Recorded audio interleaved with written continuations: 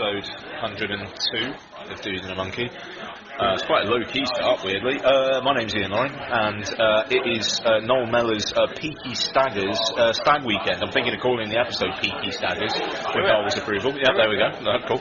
And, so it's going to be a bit of a mishmash of stuff this week. There's definitely going to be a review of It Follows, because Noel and I are going to go and see that in about an hour and a half. So after this section, it will follow. Yeah.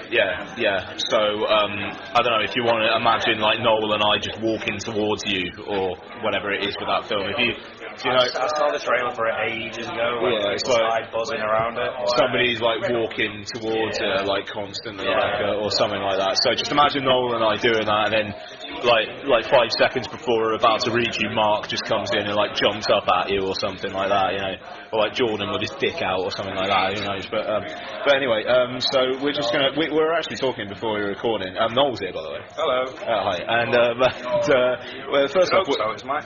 Sorry? Should hope so. It's my stack ticket. Yeah, too right, yeah. Well, no, that's true. Oh, you never know, I might just be recording by myself. So, I don't know, I'm just going to do an impression of Noel. Hello. No, that's not Noel. Hello. I don't know what that was. Hello there. I'm Noel Mellor. No. So... you can work on that. Yeah, no, totally. We're drinking a lovely pint that Noel recommended. A bloody expensive pint that Noel recommended. Yeah, that was unexpected. So, Founders All Day IPA, which I normally drink in small cans, and it costs a very small amount of money. I've got to ask. It's normally like. Oh, is that what you're going to ask? Yeah. I think it's about $2.35 a can for like the small 330. Like 330ml cans. Yeah, right. Which is quite expensive. But for craft ales in cans, they're all roughly around that price. To be fair, then, for a pub, let's tangent as we want to do. $2.35 for a 330 milliliter can. Yeah. So that's $4.70 for like a 660 milliliter bottle, say. Okay, so $4.70. Now this costs £6 a pint, and that's 568 millilitres. So yeah, it's way more expensive. But the premium for paying the fact you're in a pub. I suppose it's not that bad. I don't know. It's just I think in general in Manchester, even for craft ales anywhere, you're generally paying maximum £4, so it sounds expensive, that's all. Especially I would expect to pay £6 for a pint of something that was maybe 7.2%. No, quite. But a 4.7 is it? 4.7% session ale. I would expect it to be a little bit cheaper. So I was surprised. And considering this place appears to be sponsored by them, by the fact they've got beer master all over the place, which I'm going to be taking one of these back home, by the way, because I'm sure they don't care, and I don't know, it's quite a nice mat. So before we started recording, Noel was talking about he has been walking past a poster starring a particular actor. Yeah. Oh no, what was it? Are you walking past a poster? Or? Poster. Yeah. I was just suddenly struck by the sheer volume of work that this person has been putting out in the last. I thought last few years, but we've kind of looked at it a little bit further in terms of the last decade. And my proposition is that Liam Neeson is a money-grabbing bastard. Pretty much. Now, the thing is, because Noel was saying, when was the last time Liam Neeson did actually a film that actually meant something to him? Like, probably actually meant something to him. Because, unlike a lot of people, I'm sure the Lego movie doesn't mean anything to him. You know, to a lot of people, it's basically, over the last year, has become like almost like a parent to them or something, and just how much affection they have for the Lego movie. But probably not Liam Neeson. Now, we had a look, and between 2005 and present day, Liam Neeson, in terms of films, this isn't TV episodes or video games, Liam Neeson has been in 33 films since 2005. Now, 33 films divided by 10 years, that is 3.3 films a year, which is over 3 films a month. In fact, it might actually be... No, it's not... It is 3 films a year, even. It is over 3 films a year, because that would be 4 films a year. So it's just a bit less than 3 films a year. Yeah. No, hang on, I'm getting very confused now. Well, like, if you're going to talk maths, then I'm probably going to get... And I will say, I had a 4-pack of Bud on the train up here, so I'm a little bit... Oh, Jesus, people are probably screaming now. But the point is... We go back to 2005, and you said sort of Breakfast on Pluto. 4 films a year, man. He's been in 4 films a year. I'm sure of this now. Alright, yeah. Let's say he's been in 4 films a year since 2005. And even prior to that, you know, in the year before that he did a fair few, and there was Kinsey, which I guess... I'd say Kinsey is probably the breaking point there, because Kinsey, I could see him doing Kinsey because he wanted to do Kinsey. Yeah, we've got Kinsey in 2004, there's a couple of other films including Kingdom of Heaven and Batman Begins, and then Breakfast on Pluto, but then after that he goes into full fucking... franchise, mate. Yeah, there's Chronicles of Narnia films, there's he starts off the Taken series, there's stuff like Seraphim Falls, I don't know, Chloe's kind of a small thriller in a way, I suppose, but... Maybe he wanted to work with Atom Agoyan. He might have actually wanted to work with him, I suppose, yeah. It's just the sheer volume of stuff that he's got, and particular in the last few years, the last couple of years. Was that maybe like, after his wife died, did he want to see some boobs? Could be. What, Chloe? Yeah, that would work. It's more recently though, it's just more the recent sort of the Taken sequels and stuff like Unknown, Non-Stop, I Unknown. mean, when did Non-Stop come out? It seems like literally last year. Since it was last year, wasn't it? Don't blow my mind here. 2014. Yeah, okay. It's only March, isn't it? So well, February. Yeah, it's just fucking hell. The quality of films that this guy has had out in the last few years. I mean, I know you're a big fan of The Grey, but there's not really anything in that filmography that stands out to me as being particularly... The thing is with The Grey, that film, it seems to be the filmic equivalent of someone trying to work personal shit out. Right, yeah. You know, and like with The Grey, I mean, spoiler alert for The Grey, but, you know, it's basically, he goes off and basically takes himself off to the wilderness because his wife died. You know, and obviously that was probably quite sore for him at the time, and he basically rebirths himself through being a manly man and punching wolves. So it's a very masculine way of dealing with things, as Joe Carnahan often is. But I could see that actually being something he wanted to do. By the way, The Grey, do you know, a lot of people might know this, but the actor who was originally going to be in The Grey and then dropped out and Liam Neeson went in, Bradley Cooper. Can you imagine Bradley Cooper playing that role? Yeah, he wouldn't have had the same... Well, I can't imagine him doing it now. But, I mean, like, just Bradley Cooper being, like, the grizzle... I mean, obviously, they probably would have to rewrite, but, like, being that character, like, you know, it's just like, what? Yeah, maybe now, after American Sniper, because say what you want about American Sniper, he could do harrowed and traumatised, you know, like, so, you know, I'm trying to... dance around American Sniper. Yeah, let's not go there just yet. Yeah, but yeah, no. So Liam Neeson, it's amazing really, because he still seems like an actor who is respected. He turns up at the Oscars and whatnot, and I mean maybe it's just because his films do well at the box office that he's still able to kind of like he picks the right projects. Maybe I think to give him his due as well, he does do a range of stuff. He does a lot of animated stuff. He's not afraid to do a little bit of comedy, stuff like Anchorman. He's done TV like Family Guy and stuff like that. Obviously, the Lego Movie, TV show Rev, which is a surprise, A Million Ways to Die in the West. So it's not just these action movies that he's doing. It just feels like he's properly cranking. In the same way that Jason Statham was about, let's say, 2-3 years ago. Yeah, a few years back. It just felt like there was a new one every week. Like, I don't know. The thing is, it does feel like the promotional campaign.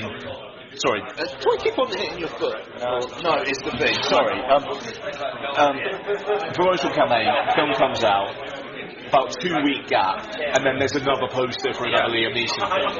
That literally feels like what it is. He's on the Jonathan Ross show once a month, saying, I just really invested in the character.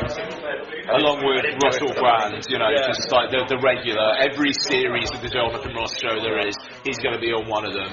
He might turn up on Graham Norton every now and then if he's feeling like it, you know, it just, so... that's the thing. I mean, what does it say he's got coming up? I think he's in the new Scorsese. He's in Ted 2. He's in something called A Monster Calls, in which he plays the monster. Let's have a look at this then. I'm kind of... Felicity Jones is in it. Directed by J.A. Bayona. Oh, he's the one who did The Orphanage. Oh, right. And he's supposed to be doing World War Z too. So, this sounds alright. This sounds like a bit of the sort of... a bit of the sort of children's fantasy, dark fantasy kind of thing, almost like a Del Toro-esque sort of job. That sounds interesting. Decent cast. So he's got that in 2016. He's also got Silence. That is the Scorsese, isn't it? Yeah, it is. Senior, which is the Scorsese one with Adam Driver, Andrew Garfield. So, I mean, nobody's turning down fucking Scorsese, though, are they? Nah, quite. So you never know. Maybe this year is the year he thinks I've actually got enough money now, and maybe I'll just. Well, look, through his last 3 films, Run All Night, Take the Free, and A Walk Among the Tombstones. Although I have a Walk Among the Tombstones is perhaps a little bit. He actually genuinely seems into that. So maybe he's just sort of flushing out the last of these while he can. And he will spend the twilight years of his career counting the money and doing stuff that's a little bit more worthwhile, perhaps. I don't know. Good on him. I mean, obviously he's had a tough few years and whatnot, and it just. I don't know, if you're going to take a paycheck, you're going to take a paycheck. I don't know, the rich always want more money, I suppose. But right, next question for you, Noel, that was just before. Judging by photos of Eddie Redmayne today, the question, would you fuck Eddie Redmayne? I was going to answer that on the chat before as well. I'm pretty sure the counter question is, does she have a red name? Now my thing is basically Jordan WhatsApped us this morning about this. I was really drunk and you told me it was Jessica Chastain. I was thinking Kelly Riley. Probably just go along with it. Yeah, do you know Kelly Riley? Jessica Chastain are also Bryce Dallas Howard a little bit as well. But... Seriously, Kelly Riley, do you know who that is?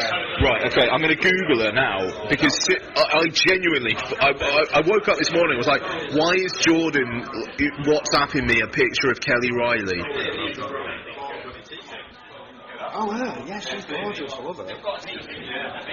Yeah, no, I think he looks more like Jessica Chastain. Okay, fair enough. So yeah, that Kelly Riley is stunning. Really. Now, the question is, do they put that image out the week after the Oscars because they're trying to capitalise on the win, or because if they put it out before, it might have been a bit like, oh dear. Yeah. I think it's probably a bit of both. I think it's probably a case of they don't want to risk. I don't know, the thing is at the moment, and this isn't the original thought, everybody's saying it at the moment, it really is the sort of moment of transgenderism is the new sort of topic du jour, and it's the thing that everybody wants to kind of address. So, yes, they probably want to capitalise on the fact that he's an Oscar winner and stuff like that, but at the same time, they obviously had that photograph ready to go, but why risk a few blog articles where people are fighting the thing about it when you can just wait a little bit, see if he wins the Oscar and maybe make that use of it. That's what I say. Yeah, I mean, good on him. It's just like, he was playing Stephen Hawking, he probably knew at the time this could get me some Oscar stuff going on, like cynically, To be fair though, it's like, I'm playing the guy who has a degenerative disease, and now I'm playing transgender. It's kind of chasing the awards a little bit. Yeah. That's interesting. If it was now and he got off with that role, would he do it? Or whether it would just be like, right, I've got my Oscar now. Yeah. I'm going to try not to do a Cuba Gooding Jr., but at the same time, I think maybe I'll just... I'm not going to do Jupiter Ascending 2. Yeah. But maybe I'll just play it safe for a few years, I don't know. I mean, that's interesting. I mean, all we've got is that image so far. Like, do we know anything else about that film at all? I know that it's based on the first I read a little tiny bit about it today. It's based on the first transgender operated male/female which I believe was in some European countries, Denmark or something. I can't remember. But, so it's the story of the first person to have the sort of transgender operation, from what I can gather. For some reason, I thought you were about to say it was the first transgendered person who'd operated a forklift. And it was just a bit like, wow, that sounds like the best story ever made. I'm actually going to bring it up because these articles are out there. So let's have a look. Eddie Redmayne.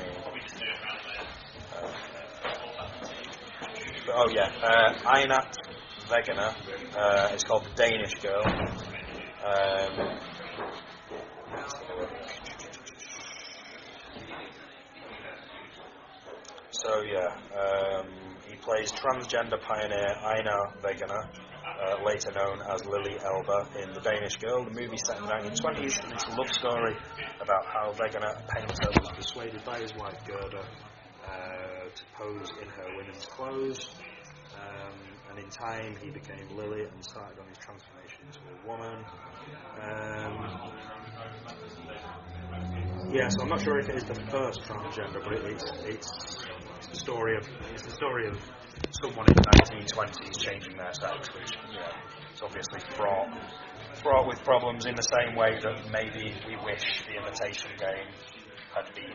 Like maybe it's that I thought The Imitation Game had a more interesting story to tell, and it didn't tell it. So maybe this will tell a more interesting story. Yeah, I mean, it kind of sounds like it's Oscar chasing, but at the same time, it sounds like it's quite I don't know, just quite a brave story to tackle. Actually, I don't know. Obviously, homophobia is something that's been dealt with in cinema for decades now, but transgender is obviously it's the thing at the moment. It's probably going to be in a lot of films going forward. But then again, what was that film that bloody Felicity Huffman did a few years back? Trans America. And I mean, she got a Best Actress nomination for that as well. And I remember that being really good actually. So I don't know. We've got there's the Netflix, the Amazon show at the moment as well. Oh, Transplanted. Transparent. Yeah, that's it. Yeah. And I would suggest that maybe that having a TV show with multiple series, because ultimately they probably will be in the next couple of years. Maybe that will kind of run this phase into the ground a little bit. And by the time the film comes along, we'll all be focused back on, it will be white people save racism or whatever else. But January next year, all it will be on 5 Live and bloody BBC News is the story of this and whatnot, and then it'll be like Eddie Redmayne up for another Oscar, blah blah blah, and the cycle goes ever on. I don't know. It'd be nice if the Oscars actually just, I don't know. I don't know, just didn't have any of the stuff. Like they were saying, like the 4 of the 5 Best Actor nominees this year were based on real life people. Yeah. And it's just like, can we not just have some stories? Yeah.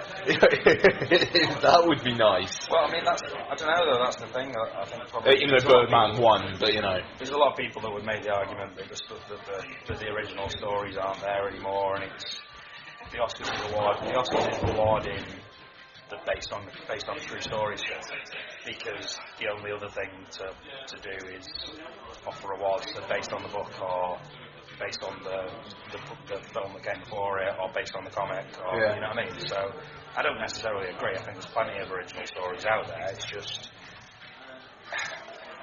the Oscars focuses on what it thinks is worthy, and what it thinks is worthy is true life stories of people who've had a hard time. And the hilarious thing I find about the Oscars, I mean, we might have said this on Sunday night, but to be honest, I can't really remember anymore. But people complain about the Academy all bloody year, and then they're surprised when the things that get nominated and awarded get nominated and awarded. It's just like this kind of like the need that people seem to have, that they need the validation. They need the populace to agree that with them, and it's just like what you fucking like. I mean, I wrote a piece on Eat, Sleep, Live Film, like literally 5 years ago, about Toy Story 3, and how people were going nuts about it, like somebody knocked its 100% off Rotten Tomatoes. Liam Neeson's had about 17 films out since you got There you go. yeah, good math. But I mean, and it's just like, the circle spins ever on, nothing fucking changes. It's like, I mean, people still bitch about that now. I think they do with Boyhood, and it's just like what you like, and if other people like what you like, awesome. But just deal with it if people don't. The last thing is, like you say, though, people complain about the Oscars all year round. And they complain about it around Oscar time. I'm not watching the Oscars because of this, that, and the other. It's those same people that complain when Boyhood doesn't get a win because, again, that's them saying, well, my film hasn't been recognised, and the film that I fucking aligned myself with hasn't been recognised. And it comes down to the fact that you shouldn't be placing any value in the Oscars. Why place any value in the Oscars? There's no. I have and I've said this many times before, I have a big issue with the word best anything anyway. I don't know what makes a best picture. I don't know what makes a, I can see it a little bit in acting because of the craft, and you can sort of pick out individual performances, but I still don't think you should. I think maybe the technicals, like editing, at least, like the skill, because the thing is, like the craft categories are only voted for by the people in the craft. Just taking editing as an example. A different film requires a different type of editing. Like, every film requires a different type of editing. Sure. In the same way that every film requires a different type of costume or a different kind of performance from this actor. So, how do you single out 5 of the 300 films that come out in a year and say, these are the best 5 out of this number of films, and then we're going to pick this one because it's the best? It doesn't really make any sense, does it? It's, I enjoy the Oscars for the spectacle of it, but we shouldn't really be placing any weight on anything that goes into it. And if you're going to complain about how irrelevant the Oscars is before it happens, and don't complain afterwards when they announce the fucking winner, because it really doesn't matter. Right? Actually, no. The thing is, Boyhood still got nominated for a bunch. Yeah. It was still in the conversation. It just, I don't know. Was it nominated because it's a great film, or was it nominated because it's a great idea?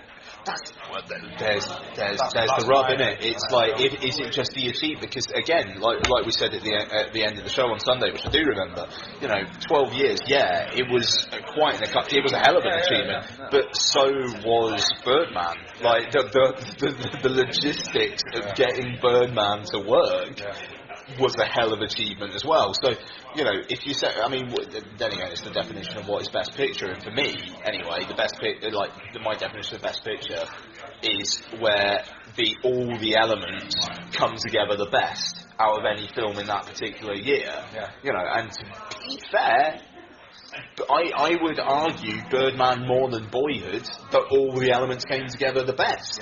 Better anyway. I mean, overall the performances were better. The cinematography was better. I mean, in a way the editing was better, just because, you had a shitload of footage to cut down for the 12 years, but we're not basing best editing on, I don't know, what film had, I don't know, the best deleted scenes that you had to pick out or something, So, in terms of editing, like, the Birdman, could you tell where those shots cut? It's really hard. So, I don't know the best editing. I know other people have said that some people have said that it's really easy, and it's really obvious in moments where those cuts are and stuff like that. That doesn't matter to me, because if you're looking for that stuff, then you're going to get taken out of things. Yeah. Just on the Boyhood thing, this is kind of what's bugged me about the Boyhood thing. I appreciate the achievement, but I don't think the story's very good, and I don't feel like I was on the journey very much with the story. I mean, I didn't find the story particularly interesting, find it particularly engaging. I just felt like I was watching it. And in terms of the actual achievement of it, I think the way people have been treating Boyhood like it's the first time that this has ever happened. It really isn't. Like, there's documentary shows like the Opus, of course, and if you want a fictionalised version of that, I'm sorry if this is a fucking crass comparison, but we've had this type of thing, like, essentially what we're doing is we're looking at fictional characters who age with the same actors in front of our very eyes across a period of time. I can name 100 series of films that have done that. Look at the, Harry Potter series, they did that. Yep. Any series of films where the same actors have been used for, just the fact that Boyhood did it in one film. In terms of the growing pains of what it is to be an adolescent, I mean, Harry Potter maybe just because of the wealth of material, but he probably did a better job than Boyhood did because he had more time to tell it. But People might like to pat themselves on the back a little bit and go, oh yeah, but this is Richard Linklater, it's not a film about wizards, blah blah blah blah blah. But the idea is still the same. Yeah. We have seen a bunch of kids grow up before our eyes and change and deal with what it is to grow up. It just so happens that what they were dealing with, as well as fancying girls for the first time and stuff like that, was fucking he who cannot be named. So it's the same fucking thing, just in a fantasy. I mean, speaking personally, with Boyhood, I think Patricia Arquette starts off actually pretty bad. I think she grows into the role. I think the first few years of her character are actually pretty rough. I think the alcoholic dad, I've mentioned this on Twitter quite a lot, but the alcoholic dad, the first alcoholic dad of two alcoholic dads, because apparently every American life story involves alcoholic dads, apparently, according to Linklater. You could argue, I'm not, but if you wanted to be a dick about it, you could. He's awful, he's terrible. Every single scene that guy is in, and he's in quite a few in the first third, take me out of the fucking film. And I'd also say there are scenes of the film that kind of, when you've had 12 years worth of material or whatever, I think there are some scenes that could be cut. There's that one scene, don't know if you remember, but something like maybe halfway through the film where he's chatting with that blonde girl on the bike, and it's just like a continuous shot of them walking towards the camera and just chatting about bollocks. And it's like, I couldn't tell you what they were talking about. I don't really know what any of it means. I don't know what it was about. If it meant I could have had another 5-minute scene which would have been better, or maybe Boyhood could have been 5 minutes shorter, I would have gone for it, And also, I think the ending of the film is not particularly strong.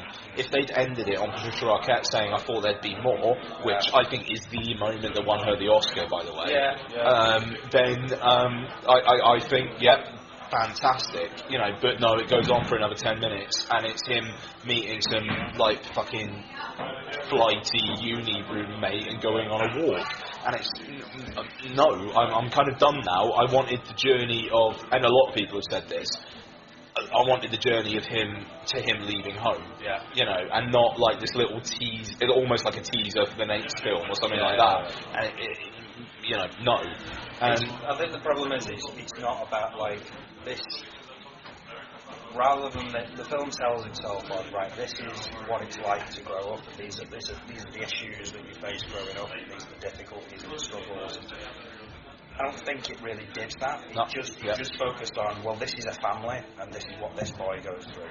So this is what this boy goes through because of situation. His mum splits up with dad A and gets with dad B. Dad B's a dickhead, and then this happens and stuff like that. So you're looking from the outside in at a family situation that changes over years. It didn't feel to me like I was getting a personal experience. And I think a lot of this comes down to the performance of the kid as well. I don't think he was very good. And it's in his experience and his journey and everything he was learning about himself and everybody around him really did not come across to me in that film. So what you're actually left with is yes, it's from his perspective, but the focus is on this family and what they're going through, and that's what I'm getting at.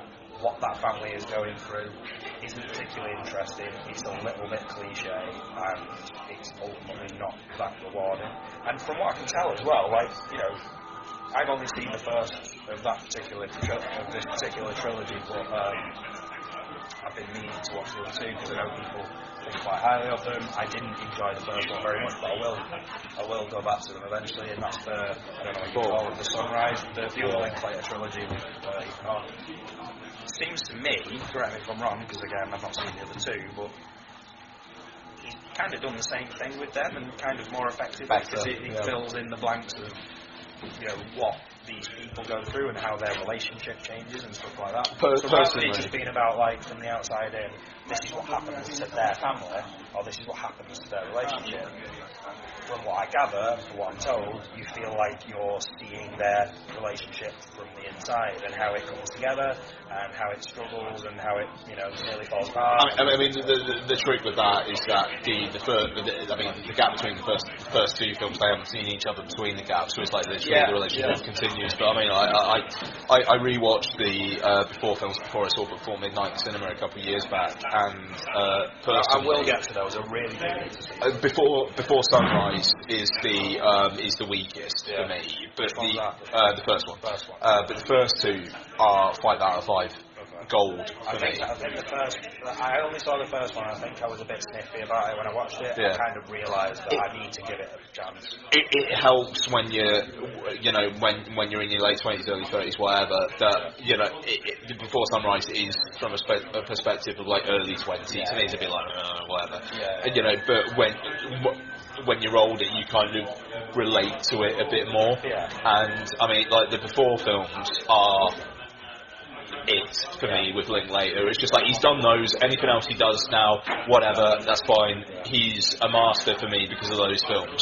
The second two in particular. I mean, like Jesus. Before Midnight is the shit. It's so good. But anyway, I mean, that's it.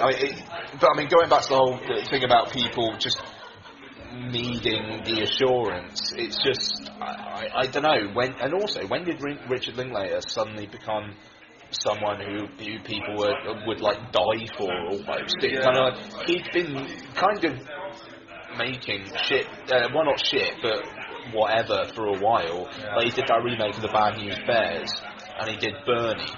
And it's just the Jack Black one, and it's just like it's good, but it's just like, okay, what else have you got, And then he comes out with the 1-2 punch of Before Midnight and Boyhood, and it's just like whoa, and suddenly he's the hottest shit, and it's just, I don't know, it's just I don't know, like what you like, I mean, it's like I feel a bit out of. I think the last, and I've kind of said this before as well, but the last year. I didn't feel like I could even nearly put together a fucking top 5 favourite films of the last year, let alone a top 10. There's so much I didn't see last year. There's so much I've still not seen that I really, really wanted. I've still not seen Under the Skin, and I was desperate to see that film when it okay. So there's loads of stuff I didn't see, but have you got a Blu-ray player? Yes, but it's upstairs in the cupboard. I might have a screener of that actually. I've got it. Oh, okay, fair enough. Obviously not the Blu-ray, but So I mean, I've got a lot of films that I've not seen. I've just not gotten around to watching them yet. But on any other year, and I remember from doing this when we used to do it on Heroes. I would always try and be as completely and totally honest about what my favourite films of the year were. Not the best films of the year, what my favourite films of the year were. The way to be. And, let's say, from the films that I can remember from the last 12 months, let's say, Whiplash would have made my top 10, so fair enough, yes, that's an Oscar-nominated film. But then, I don't know, something like The Guest would get on there. Usually like a lot of genre films would creep in there, and that's just because that's what I like. Not because I think that one film's more. I'm not going to pick films that I think are more worthy than the other or offer some more sort of value than I'm just going to pick what I thought were my favourite films of that year. So I think even on the years that we did our top 10 of the year. I remember one year I Spit on Your Grave remake made my top 10. Yeah, I figured it. And it's like, you know what? That's because I had a really good time watching that film. I don't give a shit whether I put that on my top 10 and people go, oh, you're going to put that on your best films of the year? No, I'm going to put it on my favourite films of the year. And that's the fucking problem. Like what you like and don't be ashamed of it. Because who are you trying to impress? You know what I mean? It's not like... This is it. I mean, like, because maybe getting to the end of this, but I mean, I remember like tweeting basically something to these thoughts, and someone tweeted back saying, "Well, it's nice, it's nice to have someone else agree with you." It's like, well, yeah, it's nice to have someone else agree with you. You don't have to add to the voice on Twitter that you know, it's nice to have somebody to agree with you, but just as an example, in the last week, there's a guy at work that's over here, and we chat about film every now and again, and he's kind of come over and said something like, what was it he'd watched? He'd watched something that I kind of recommended, and he was like, no, I had a really good time with it, it's fantastic. And I was like, oh, did you get round to that other thing that I mentioned the other day? And he's like, no, what was that? It's like The Guest. Did you get round to The Guest? He's like, oh shit, no, I forgot you mentioned that. No, I'll check that out. I was like, yeah, man, you might not like it, you might not, but I like it because this, that. And he was like, no, he says, you've never steered me wrong before, so I'll check it out. Anyway, he came in today, and he was like, fucking hell, what a film. It's great to have people agree with you, but in situations like that, you just fuck what the Academy thinks, or what the fucking, you know, or what the next blog thinks, or it doesn't matter. Like, if you enjoy a film and you recommend it to someone else, and they like it, great, sit around and talk about it. That's where the enjoyment comes from. Yeah. But it's not just shouting into the open space of Twitter and just, you know, like the fact that the Academy, I don't know. If you're sitting through movies and you're putting your opinion out there so that somebody clicks on a little star on Twitter when you say your opinion on it, then you're in the wrong place. There you go. Perfection. We've got to end it there because that was perfection. Right. Okay. So we've got what we watched. Unless you want to take a break. No. Just checking the time. How far away are we? 15-minute walk, but it won't start until 8:30 anyway. That's solid, cool. Okay, so we'll, actually, I might go for a pee. Yes. Upstairs. Nimoy's dead. Shit. In the time it took Ian the time it took me to go to the toilet, when a Nimoy died, I promise you I had nothing to do with that. But, big news. We've just learned that Spock died. Properly sad. So our condolences go out to both Mike and Paul of Chinstroker versus Bunhead, because they're going to be fucking devastated. Yeah, and Mike's probably asleep at the moment. Yeah, so he's about to wake up to some... It's either that, or like Chloe's going to be like breaking a tooth, and he's going to be like, I'll just see what's going on Twitter. So, shit. Yeah. What have you been watching now? What have I been watching? I've not actually been watching that much, but I have started to discover the benefits of having the movies package. So I now have... On the old Sky? Yeah, I mean, I only got it because I wanted to watch the Oscars and I wanted to not be dicking around with streaming stuff like I've done in the past. Now, obviously, I've got Sky now, so... I decided to make use of it, so I've got Sky Movies, and I've started to, it's quite handy having the Sky app on your phone. If you're bored, you just go through and see what's coming up on TV in the coming days and weeks, and just hit record. So when you go to your Sky box to see what's on, there's a bunch of random movies that you just go, fancy that. I will just say Virgin Media also offer that on their app, and we're not endorsing Sky in any particular way. No, of course not. But yeah, so I've kind of been watching a lot of just general stuff. In addition to Sky Movies, catching up kind of stuff, is it? Or no, well, usually for me, I've been rewatching stuff. That is all for you. It's really unusual for me, but it's just because things are there. I'll just sort of go, yeah, fancy that. So I watched. The one thing I'll mention is a movie from. Actually, let me see. I have very vague memories of seeing this film when I was a kid. Shit, is that your iPhone Plus? Bloody hell, that is big, isn't it? Jesus Christ. It's a big motherfucker. It attracts. It's not the step for wives, it's the step for children. Yeah. What the shit is the step for children? Is that a secret? It is, but like I'm really always have been very interested in sort of body snatcher stuff. I find the body snatcher genre incredibly interesting, and I think there are loads of different levels of it as well. I think there are things that you could say are body snatcher films which maybe wouldn't necessarily be thought of as body snatcher films. So maybe, stuff that involves viruses and stuff like that, you can bring it into that if you want. But in general, stuff that involves sort of body snatching, like the body snatchers, or like stuff like society or stuff like that. Stuff where there's Sliver, stuff like stuff that. where there's secret societies of things going on, or you're the only person who doesn't realise that everybody around you isn't what they see. It's my most unnerving type of horror. Those types of films I generally only watch because I find them just... It's a very disturbing idea. Yeah. I'm toyed with the idea of doing something with it. Like, I don't know what yet, but I kind of want to do something with it. And the reason I've always been kind of fascinated with it is I had a very clear memory as a kid of seeing what I thought was the Stepford Wives. And I saw the Stepford Wives on TV, or thought I saw the Stepford Wives on TV when I was a kid, and I became fascinated with the idea of what if everybody around you wasn't what they seemed? What would happen one day if you realised that your family were robots and you were the only one, everybody else was different? Who would you go to? And what if you went to the police and they weren't? A slight tangent, but relevant. I went to Reading with a bunch of us a few years back. Yeah, and one of my friends, everybody is very one of my friends got so fucked up that he genuinely thought everyone else had been body snatched. And it was just we literally had to pin him down to calm him down.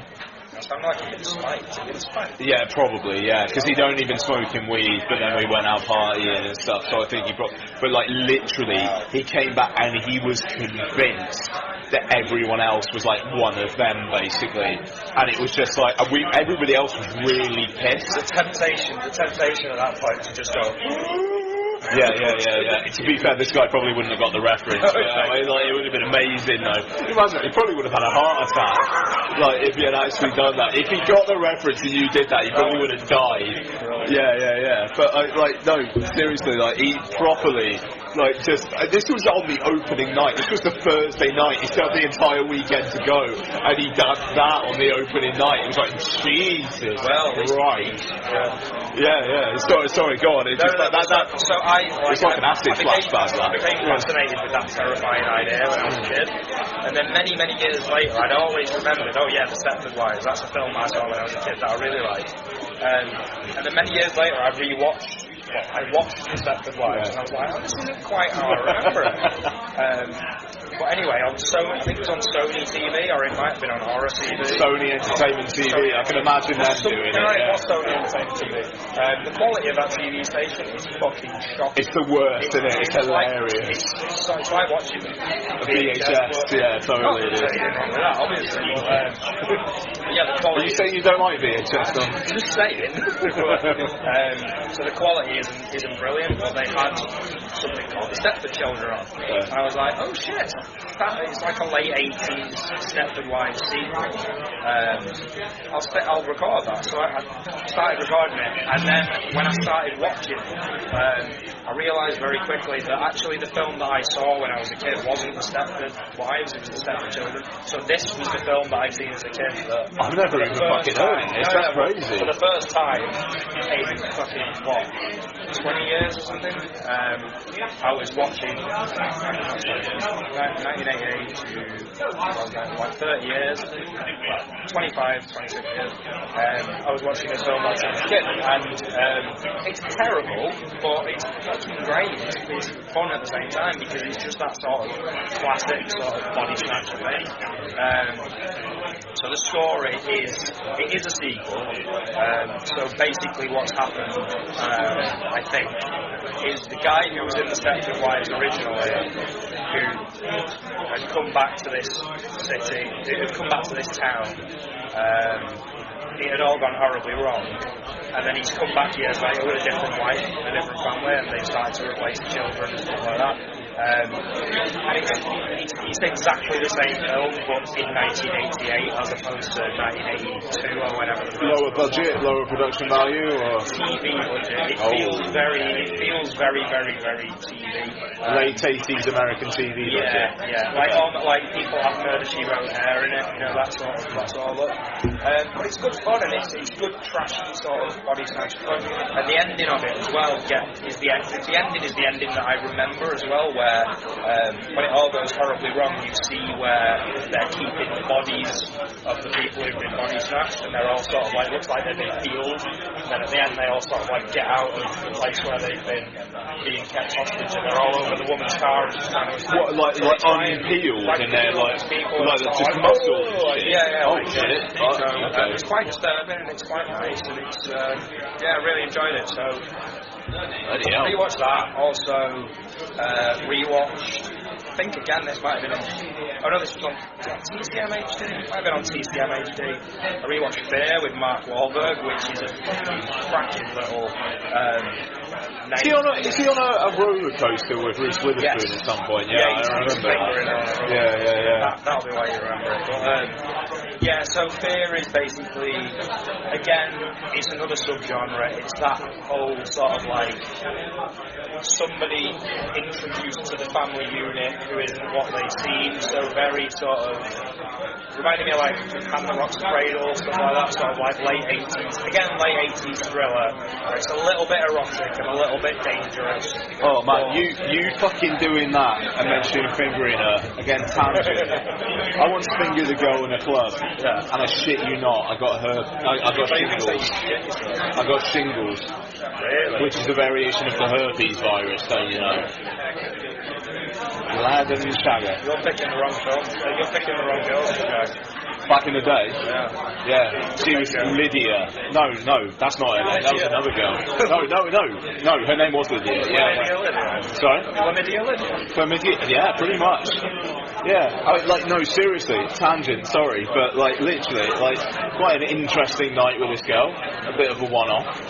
And the next week I noticed some shit on my hand. I'll tell you what as well, Safeway, the supermarket, now Morrison's, I was working for them back in the day as a cashier. Yeah. They wouldn't fucking let me, they wouldn't let me go home. I was like, look at this shit on my hand, and you want me handling people's food, and they wouldn't let me go home. So, hey. But anyway. There was that, and there was those two films that were sort of rewatched. There's also rewatched Captain America because, hey, Josh Guy movies. Rewatched The World's End, which I stand by. I like it. It's enjoyable. The thing is, I think what happened with me with that trilogy is obviously my love for the first film gave me massive expectations when Hot Fuzz came out, and I remember being hugely disappointed with Hot Fuzz, and it's only in the years that followed, having rewatched Hot Fuzz, that I've come round to it a little bit more, whereas my expectations for The World's End were not very high at all because of Hot Fuzz. So the first time I watched it, I was like, it was fine, that was alright. And again now, rewatching it, I can just enjoy the good parts of it. Still think the ending is shit. The first 10 minutes and the last 10 minutes, the first 10 minutes when he splashed back in, it's almost, it's the worst. And then that last 10 minutes, it's just, why did you do that? Just then with them driving away. Yeah. And when it's driving away, credits, fine. The ending goes on far too long. Yeah. The whole scene where they're actually talking to the alien, the presence or whatever, it goes on way too long. Oh no, I like that bit. And it's fine, isn't it? I don't know, it goes on too long, the joke gets really played out. I don't want the whole justification of sort of them being there and, isn't mankind terrible, and them standing there going, no, it's what's wrong with us that makes us great and all that. So it's like, calm down. Make that point, but make it quickly. I like the Primal Scream reference that they maybe what this actually means is bollocks. But if they just done that, then got the fuck on with it or something. Then isn't it the Wild one? A reference to Wild. Wild one. Marlon Brando film. Maybe I just get the. I haven't seen it. I just get the reference from what they. What they right. use. Yeah. I'm sorry. It's music. Yeah. We're gonna do what we do. We're gonna have a good time, you know. But is that reference to the Wild one? It's at the beginning of that song. I think it's taken from the Wild one. And then it goes, and then it's the music from the start of the World's End. Like, no, that's the Primal Scream song. Yeah. But before that, the sample of Primal Scream is from the Wild one. Yeah. And then it kicks in with that. Yes. Yeah. Totally. Yeah. Okay. So I wasn't big. Yeah, but I didn't know that was from the Wild one, which I think maybe is bad for me. But you know. No, I think it. So I enjoyed it. It's good fun. It's good solid fun. There's not much wrong in it. So a lot of fucking rewatches. Nothing particularly new or interesting. That's it for me, really. I guess. Cool. I mean, I'll just on the train ride up, I watched the guy who directed It Follows. I watched his first film. What's his name? David Robert Mitchell. I'm going to say. We'll see how wrong I am when the credits come out at the end of the film. I'm going to say David Robert Mitchell. So the myth of the American. David Robert Mitchell Webb. Oh, that would be amazing. Fuck it, that would be amazing. So, the myth of the American sleepover. And, I'd be intrigued to see if... I don't know, it's interesting because this film has a lot of themes. It's basically, it's like the last night of the summer before people go to college. Or like the next year of high school and whatnot, you know. And basically, it's a bunch of people getting together. Some of them are having sleepovers, some of them are having parties, and it's like things that go on with that. And like they kind of intermingle with each other. Like some will leave the sleepovers and go to the parties and things like that.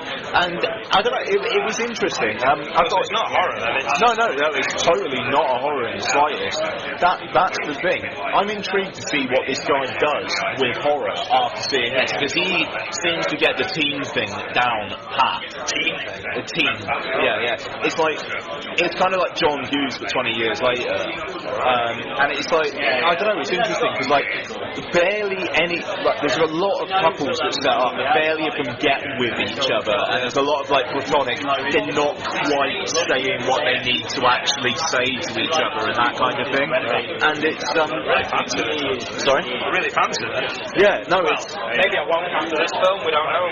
No, it's solid. I mean, like 4 out of 5. You know, I mean, like I'm not going to say it's amazing, but the performances were all good. There were some strands. It's quite episodic, given it's like different places and different people. There's some strands about each other. Like there's one where it's like a guy who's been off to like uni for a year. He comes back and he's broken up with his girlfriend, and he's just like there's these 2 twin girls he used to fancy, but he never quite got with them. And he meets them, and one of them likes him, one of them doesn't. But they're like, we're not going to both date you. You need to decide which one likes you. And it kind of goes on from there. So he's trying to work that out. And there's these young girls. A bit almost early Kevin Smith-y sort of. Yeah, kind of. Yeah. I mean, there are these young girls who one of them's kind of into older boys, and it's kind of. Where does that go? Some into expected places, some to not others, and it feels quite nostalgic. I mean, I was very much reminded. Is it comedic? Yeah.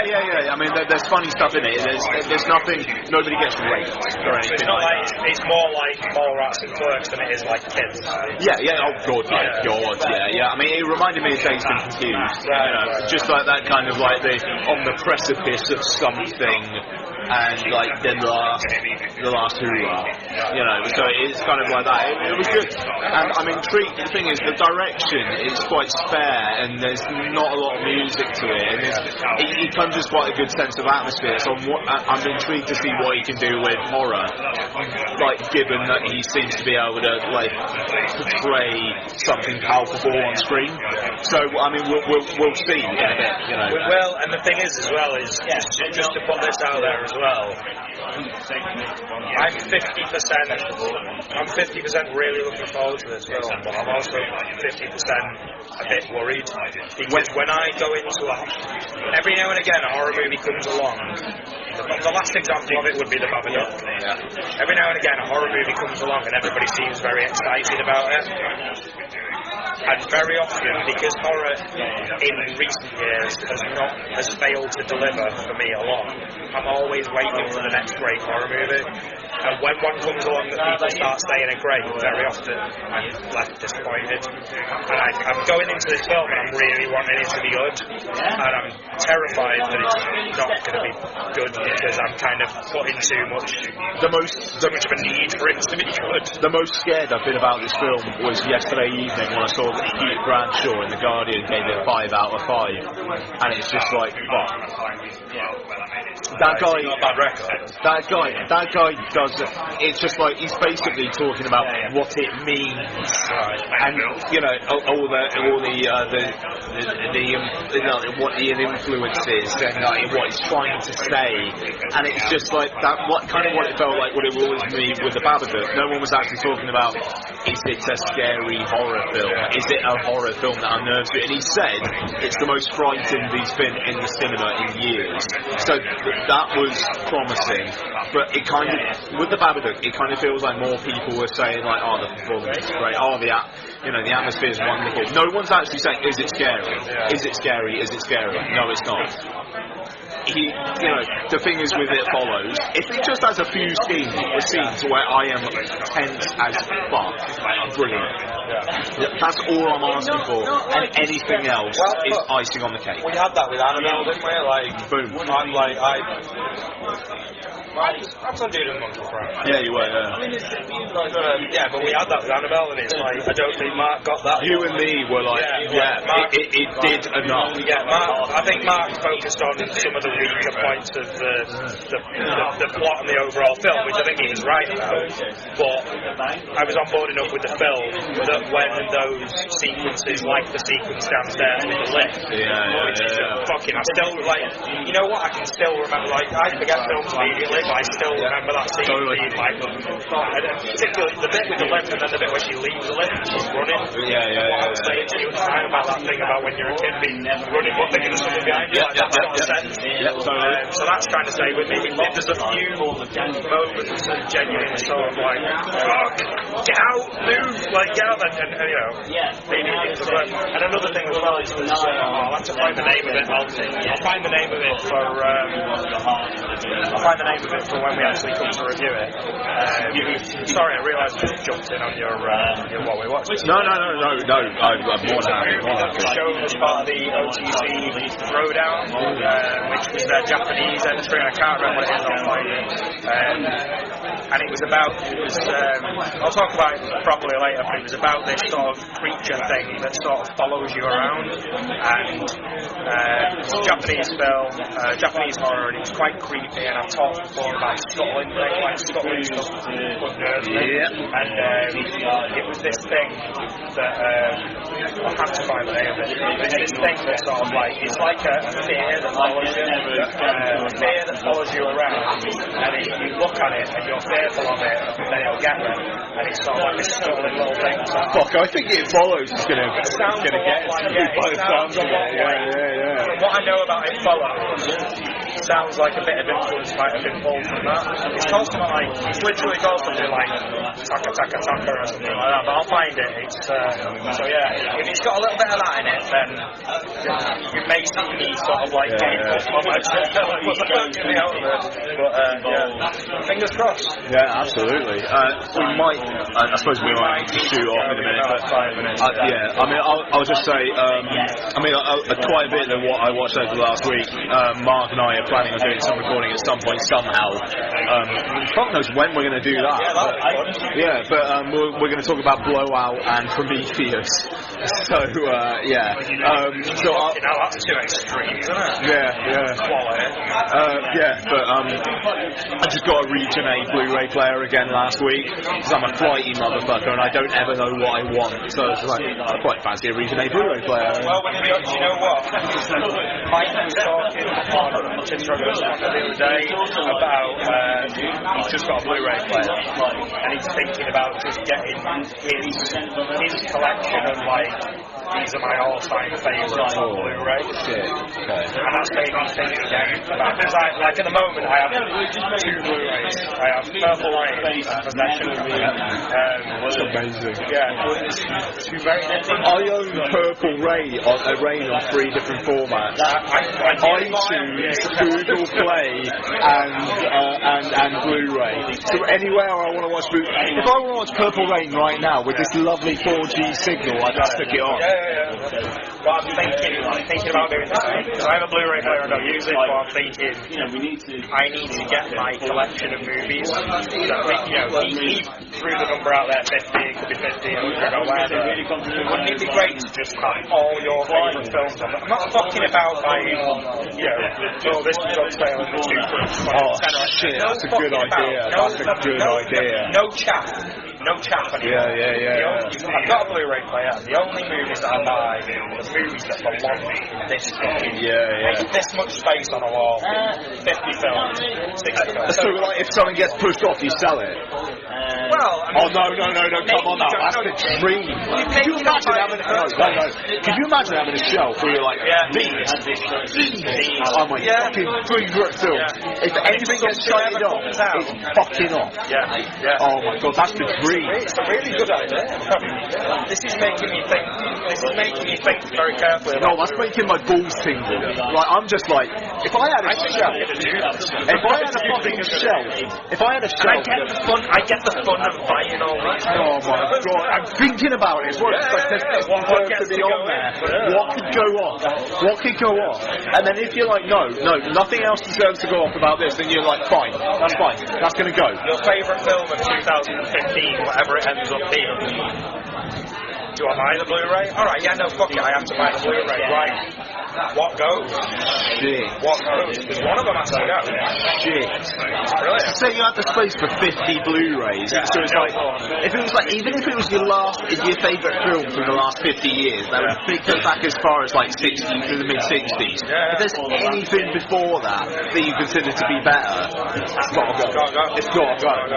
Oh, fuck. You have to think so carefully about what if you were like, well, this is my favourite film of 2015. Oh, fuck. Might not make my top 50 in 10 years' time. It's a difficult decision to do. That's so good though. It's a winning premise. I forget. He used it. Mike used a specific word. I think his sort of. I'm going to use the word pantheon, but like your pantheon of films. Say there are 50 films, say there are 75, whatever it is. Because let's face it, 10 years' time, Blu-ray probably won't be around. We'll all be streaming, but you know what? Me and you and film collectors the world over will have their collection of Blu-ray. So rather than fucking populate that collection with fucking that's so good. Junior in that you bought because it was £4. That's so good. The only ones you own are your movies. I'm on. I just seriously, if we could get a few people to agree to do this, I'm doing it. No, but I'm talking signing binding contracts where there are penalties for not doing it. Well, tell you, we will ask.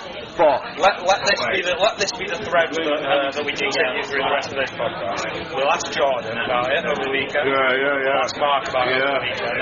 I think Jordan will be a difficult sell, actually. No, Jordan's not going to do it. He's not going to do it. Mike will. I don't know. Mark might not, because Mark just buys fucking. No, but he likes Mark will buy anything if it's. The thing is, we're recording this. I'm kind of tempted not to even mention it to Mark and just say just listen to the podcast, and then just see what he thinks. Because if Mark agrees to this, I will sell off my fucking Blu-rays. I will sell off my US Blu-ray player. The thing to think about though as well, you're going to need to think about the versions that you buy as well. No more box sets. Yeah. That's the thing. Godfather Part 2. Godfather Part 2's in there. Godfather Part 1 is in. You're going to have to get rid of your Alien Blu-ray quadrille. Yep. Because Alien 1 and 2 might make it in there. No, Alien 1 is in there. Alien 3 and 4 Alien 1's in there. No. I love Alien 3. I love Alien 4. Will they make it into my top 5? I can download them. Bollocks to it. If I want to watch them, I'll download them. Bollocks. Right. Fuck. This is amazing. Very interesting idea. This is fucking amazing, Noel. I'm all over it. And the thing is, I also propose every 3 months, all of us who are in this get together, we record a podcast where we talk about if there's been any movement and why we've done it. We have to fucking justify this. This is the best. It might not even be getting rid of the film. It might be that, like, well, I had the Alien Blu-ray. Yeah. This year they brought out the Alien 40-year anniversary edition Blu-ray. Yeah. I have to replace that with that. My Hitchcock box set. My Hitchcock box set is gone. There we go. It's in. Boom. And the rest of it, you can do streaming. Everything's done streaming elsewhere. Otherwise, so bollocks to it. You set a limit on the Blu-ray. Fuck me. I have literally have your top 50 films in the best possible quality they can be in. It's beautiful. It's beautiful. I mean, 50. It doesn't have to be 50. I keep saying that, doesn't it? No. 50. 50's good. 50. I like 100. I like 75 as well. 100. No, it's got to be a round number. 100's a great number, I think. Alright, we're going to have a podcast where we discuss what the criteria is. No, I'm serious. Yeah. I'm fucking down. I'm fucking down. Alright, Mark. We're going to have to move. We're not going to mention this, but you need to listen to this. If you're up for this, he's not going to be happy with the idea of selling off his phone. No, he's going to be delighted. It's freeing off shackles for me. Yeah. I'm just like, because you know me, I've been like proper umming and ahhing. You only have to have one fucking shelf. But I've been umming and ahhing about like streaming Blu-ray and stuff. This is it. This is it. It's like this 100 films I am banging to, and after that, I stream the rest. I put them on my Google Play or my iTunes, whatever. In a way, I've kind of done it with the VHS stuff as well. Yeah. Like I bought fucking hundreds of them, and then I filtered out the stuff that I didn't need or want anymore. And now I've kind of just got the stuff that, the stuff that I really want to watch that I haven't got to yet, and the stuff that I just need to have, even though I don't need it, like Weird Science or whatever. So, like, the tapes will go to, and I can just have one shelf. 70 Blu-rays, whatever. I think it's good. I mean, shit, I would label that shit and everything. Anyway, we're gonna go, but fuck. Okay, so hopefully this is going to come through okay.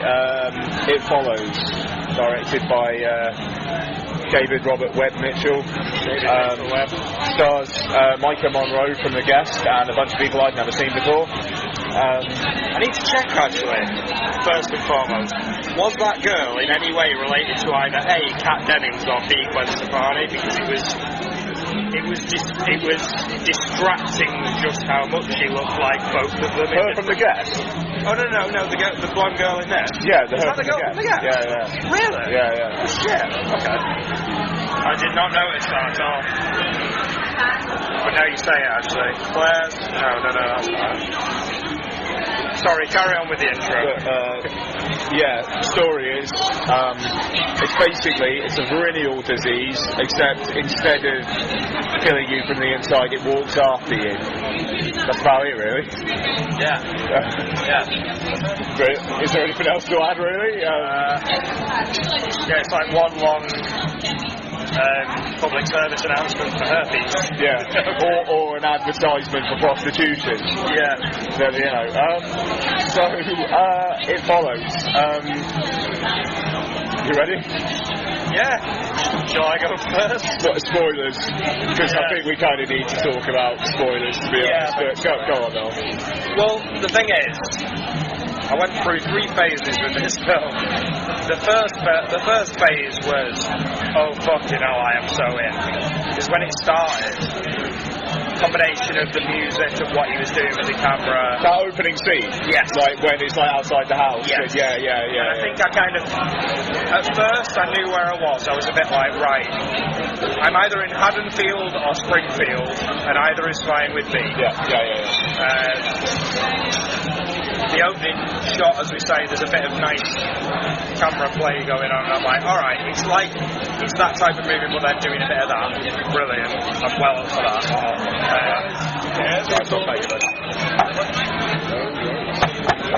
Sorry, cheers, mate. So I thought, yes, I'm well up for a new take on that style of film. And then after a bit, my second sort of phase was that I knew that I was going to come out of this film and say that I was underwhelmed. But then by the time it got to the end of the film, I was bored and angry. Like, I'd gone beyond being just underwhelmed and wondering why this film was getting so much attention or so much buzz. I'd actually gone fully over to bored and angry. And actually turned to you and asked you at one point how far I don't think, we've sat in a lot of films together at festivals, so I don't think I've ever actually turned to you and said how long's left. No, yeah. Like, I'd agree with that. I was bored and I was angry, so yeah, it dropped off a cliff very quickly for me, and that's my overall experience. Yeah, it follows his bollocks. It's rubbish. The thing is, it's got a lot of nice camera moves, and it's got a soundtrack which initially is pretty solid, but then I kind of felt tried too hard. Yeah. And it started off as an homage, and then it was just like, all right, fuck it, I get it. Yeah. Like, fine, you know what I mean? And it's got the whole kind of like walking along the street, and it kind of almost feels like you're going to get like bum bum bum bum, playing like and some of the thing is very like it's almost the same. And it's got that stuff going on for it. The thing is, and what I have found baffling in terms of the response from it, from critics before the public actually see the film, which I kind of think might be key, is not one moment even made me feel tense. Like, not one moment. I was thinking that in particular when the old lady was kind of following her in the school, so once, just to explain the plot a little bit for those who actually don't know anything about it, sure. I mean, basically, what happens is there's a long sail where we're introduced to a girl and she sleeps with a guy eventually, and when she sleeps with him, he very quickly reveals to her that she will now be followed by something or someone. He can't say who it is because he doesn't know who it will be, and the only way that she can get rid of this following will be for her to sleep with somebody else. But then if that other person gets killed by it passes back to her. So they have to literally keep on passing it on. So it's not like The Ring, where if you pass it on you're clean of it. It literally the next follows. person needs to pass it on. And on and on. So that was why was I outlining the plot? I forget where I was going with this. Because I kind of wanted to get to a certain. So basically, once she's actually slept with the guy, and it is following her. This is nice, by the way. It's good. Good. Once she's actually slept with the guy, it's not long before you start wondering, all right, well, what's going to follow her? Who's going to follow her? And one of the earliest followers, because these followers do change, it's not just one and it's that way, it does change, which is never really explored why it chooses to be... Oh, well, did you notice the one at the end in the pool? She says, I don't want to say who it is. And it's her dad. I realised that, but... the film had barely referenced her dad. So it's like, well, why? Big a deal. Yeah, okay, they're absentee parents, but what? Like, so the dad raped her or something? What's going on there? It's never clear. Is it a fear of this person? Like, is the person that it chooses a fear or whatever? Anyway, but what I was going to say is once you get that initial follower,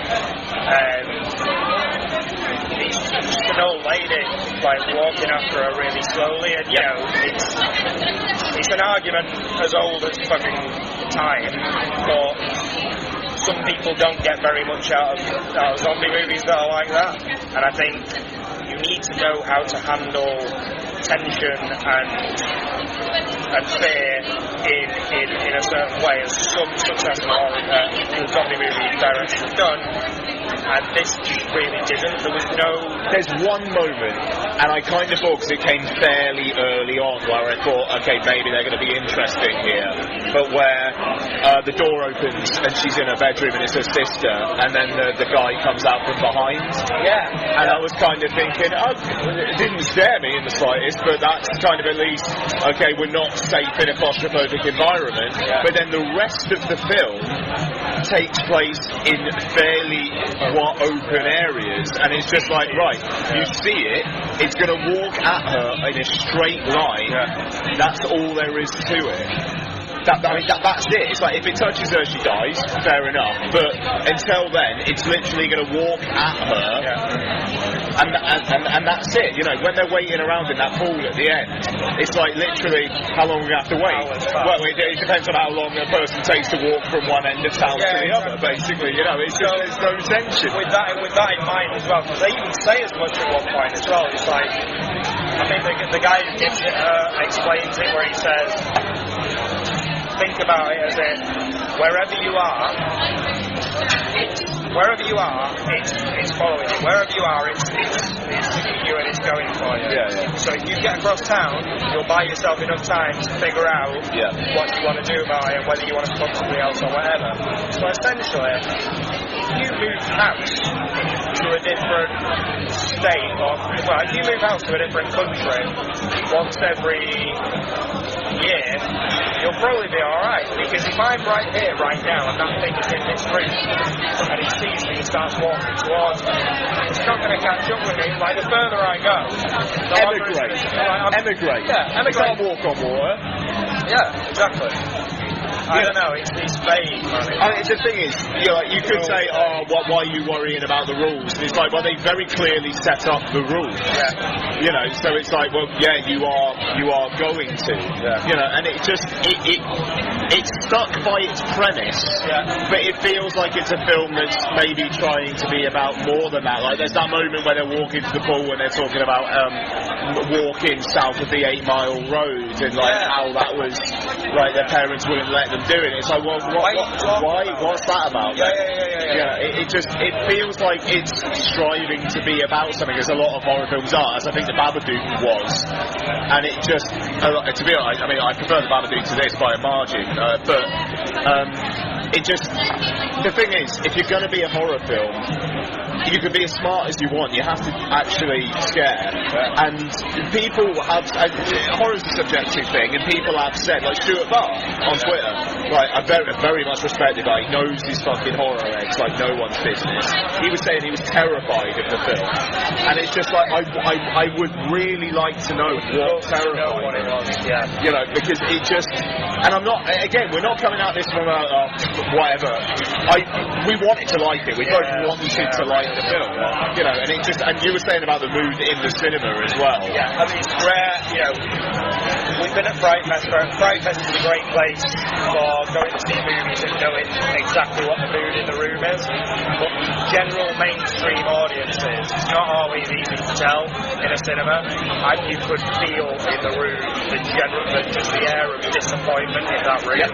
There was not one single person in that room who was scared. There's one moment where a ball smashed through the window and that person went, you know, that was it. That was literally. And that was a cheap fucking. That was a cheap. There were a couple of those. There was that when they were about the house, and then she smashed through the. You know, and it just. I don't know, it's disappointing. I mean, Micah Monroe in the lead, I thought she was fine. You know, she was alright. I don't think any of the performances supporting actors was terrible. I don't know, I thought the guy who fancied her was alright. I thought he felt like he was playing a 15-year-old who really wanted to fuck the hot girl next door. You know. But the sister and the girl with the glasses, particularly the girl with the glasses, was terrible. Well, her role was basically sleep in the car. And read from a weird clam Kindle thing. I was gonna come to that because I think like this is something Mike was talking about recently on Tim's Brother Hunter as well, and he was saying about, and I totally agree. The thing with horror, as with comedy, I think it was Mike anyway. The thing with horror, as with comedy, is if you are into something and you're into the world that you're being presented with, and maybe it's that you're into the style, or that you're into the laughs, or you're into the subject matter, or whatever, you can forgive a film. You can forgive a film the things that you would normally jump all over.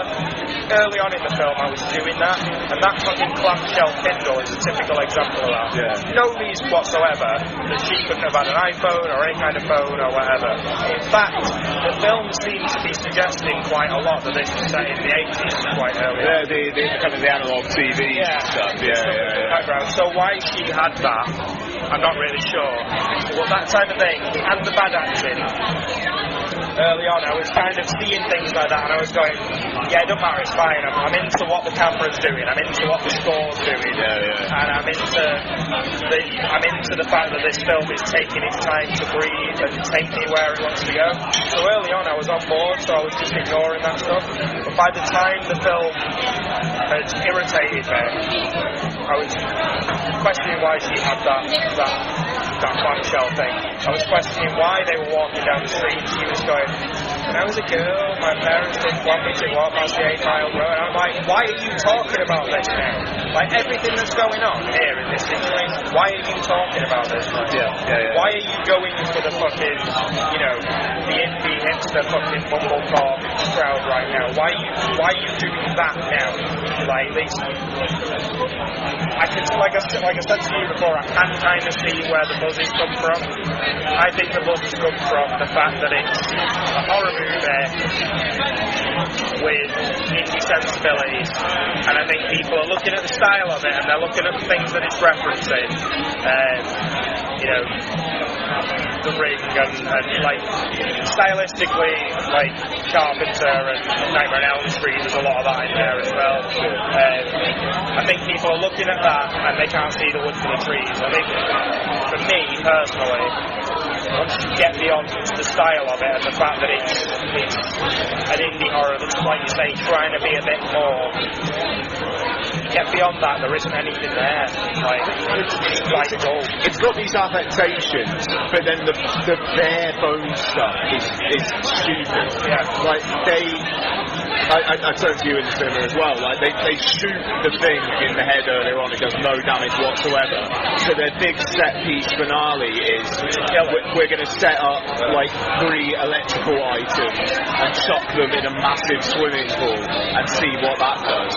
I was wondering if something like the only clue that I had prior to that was that there's so much stuff that's not properly addressed. Like when the guy who she fucked is attacked by his mother. Why is he not responding to her shouting? Why does he? First of all, how does he die? It seems to be some suggestion of electricity or something like that, so I thought maybe the electricity thing in the pool was gonna, I thought they were going to explain that. Second of all, why is he fucking him? Like, why does his mother fuck him? I'm assuming that's what happens to anyone that likes that girl at the start. When they get to the pool, it doesn't try and fuck her. It actually tries to kill her. Like, I don't know if this thing that's following there, what's its end game? Its end game is to just touch. Then, alright, just touch. Why fuck? And if its end game is to fuck, why kill? Smoking medium. Smoking medium, that's... quick, well done. Nice. Oh shit, sorry, wrong way round, sorry. Yeah, sorry. Sorry, man, sorry. Alright. Thank you. Your chip feet up. Sorry, thanks, man. Anything else, Phil? I think we're good. Yeah, nice one, cheers, bud. Thank you. Feel free to ask my alright.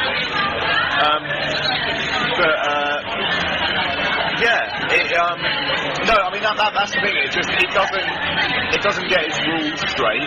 Yeah. In the end of the day, they could very easily do what they do literally 5 minutes from the end, which is fuck a prostitute. Yeah. That's all you gotta do. You know, do a prostitute. They're gonna pass it on. And whatever, and you're done. At least for a bit. Yeah. You know, and it just it doesn't make sense. And also, what if you shagged someone who was close to death and they died of whatever it was before the thing got them? You know, say Micah Monroe, she's got it. There's some 16-year-old boy cancer patient who's dazed from death. All he wants to do is get laid. Make a wish. You know, make a wish, pal. You're doing two things in one there, and you're done. You feel good about yourself. You pass it on. You know, hey. And I mean, the ending of the film is just one of them's probably gonna die. Whichever one it's gonna be. There's somebody in the background. One of them's gonna die. That's about it. In the pool, there was a load of blood. I'm sure just because they got hit in a particular way by a gun, it doesn't mean they're actually dead, considering they were shot in the head earlier on. It's just it's supposed to be an ambiguous ending. It's no. It's following them again, you know. It's following him, and it's going to kill him, and then once it's killed him... Yeah, it's going to kill him, and then it's going to be oh, hang on a second, you! Oh, hello! So they just decided that they're in love now, and they're going to accept their fate. Yeah. Is that what the suggestion of the ending was? Maybe. I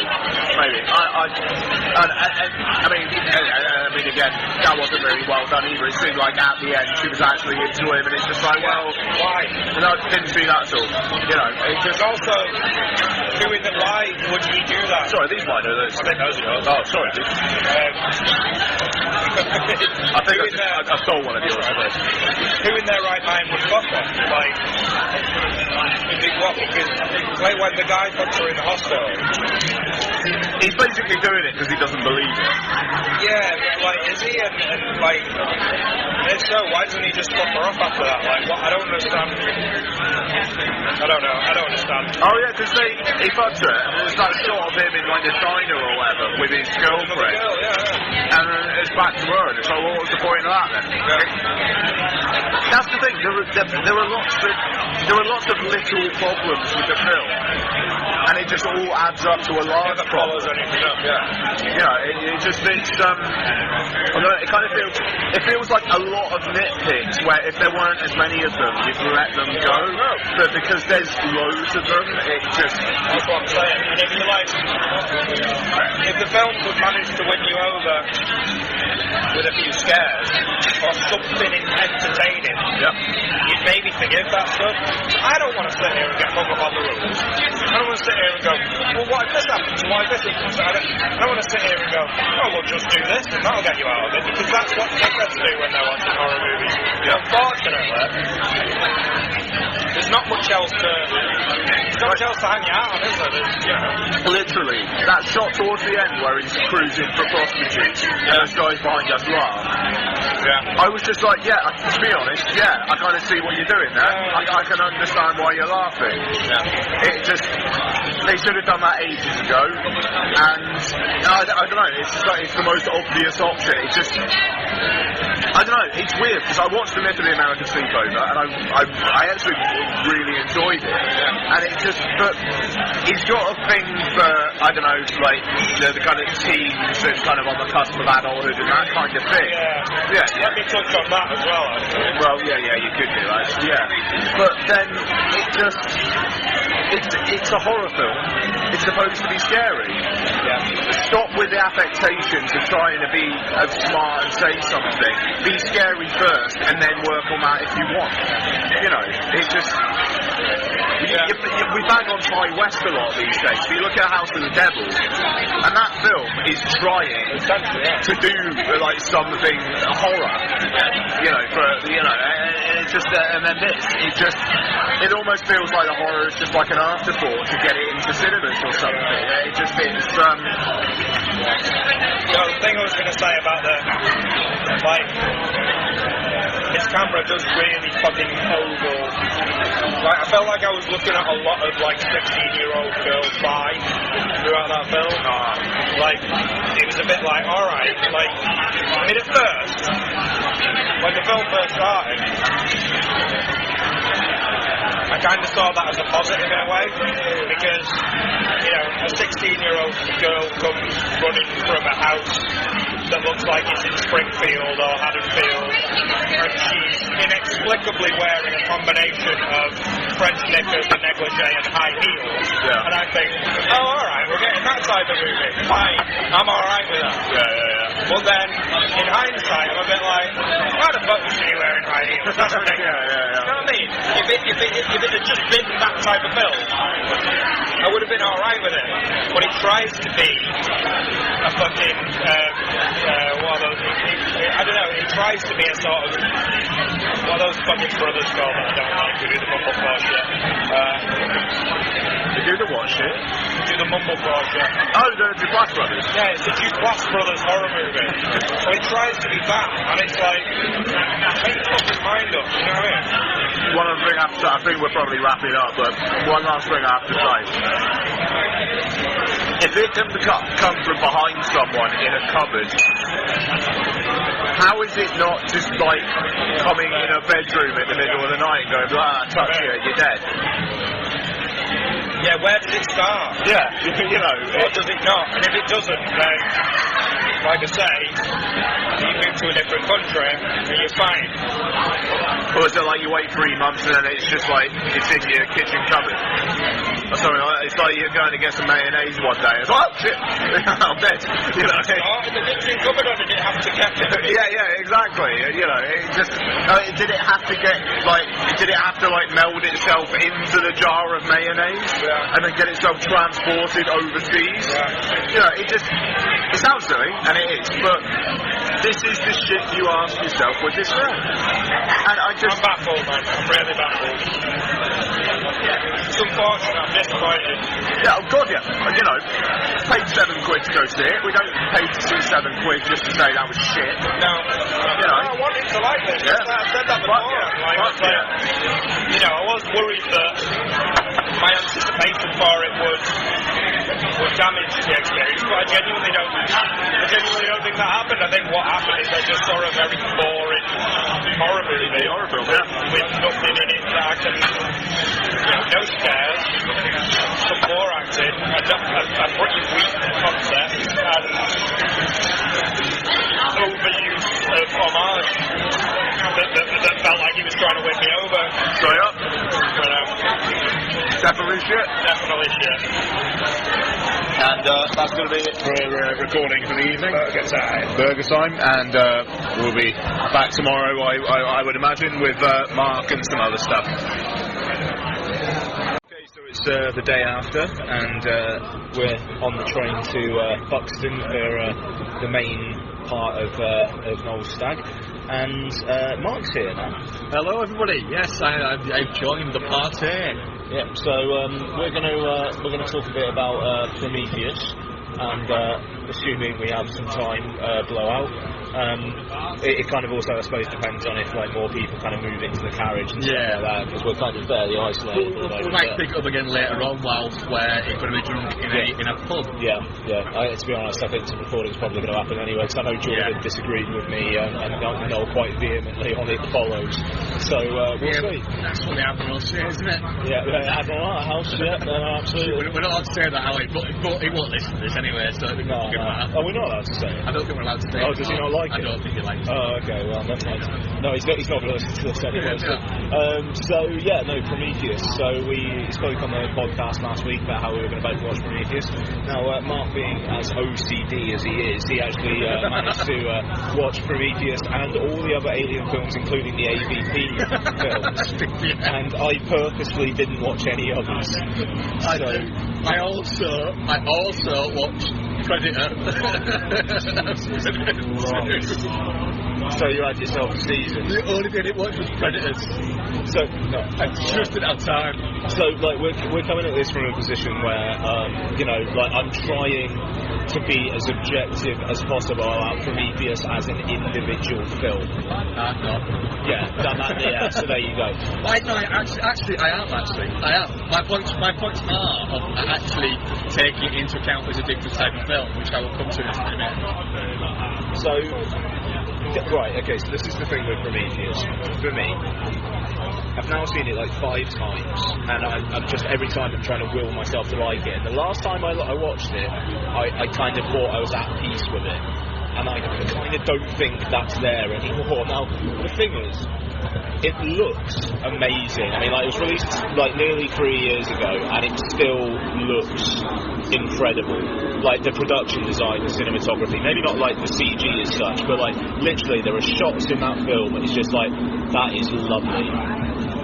It does look nice at that point. Yeah, I mean, it's just like the beginning where it's like going over those like Scandinavian landscapes or whatnot, and it's just like it's really, it's a pissy film. The beginning, the opening, essentially short film.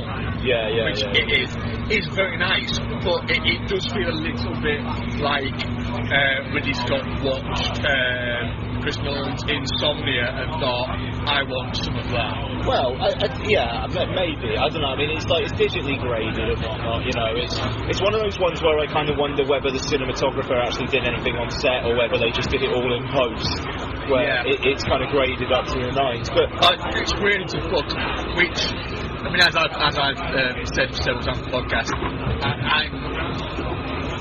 it sticks out like a fucking sore thumb. It looks nice, it looks pretty, but it's not as nice as it could have been.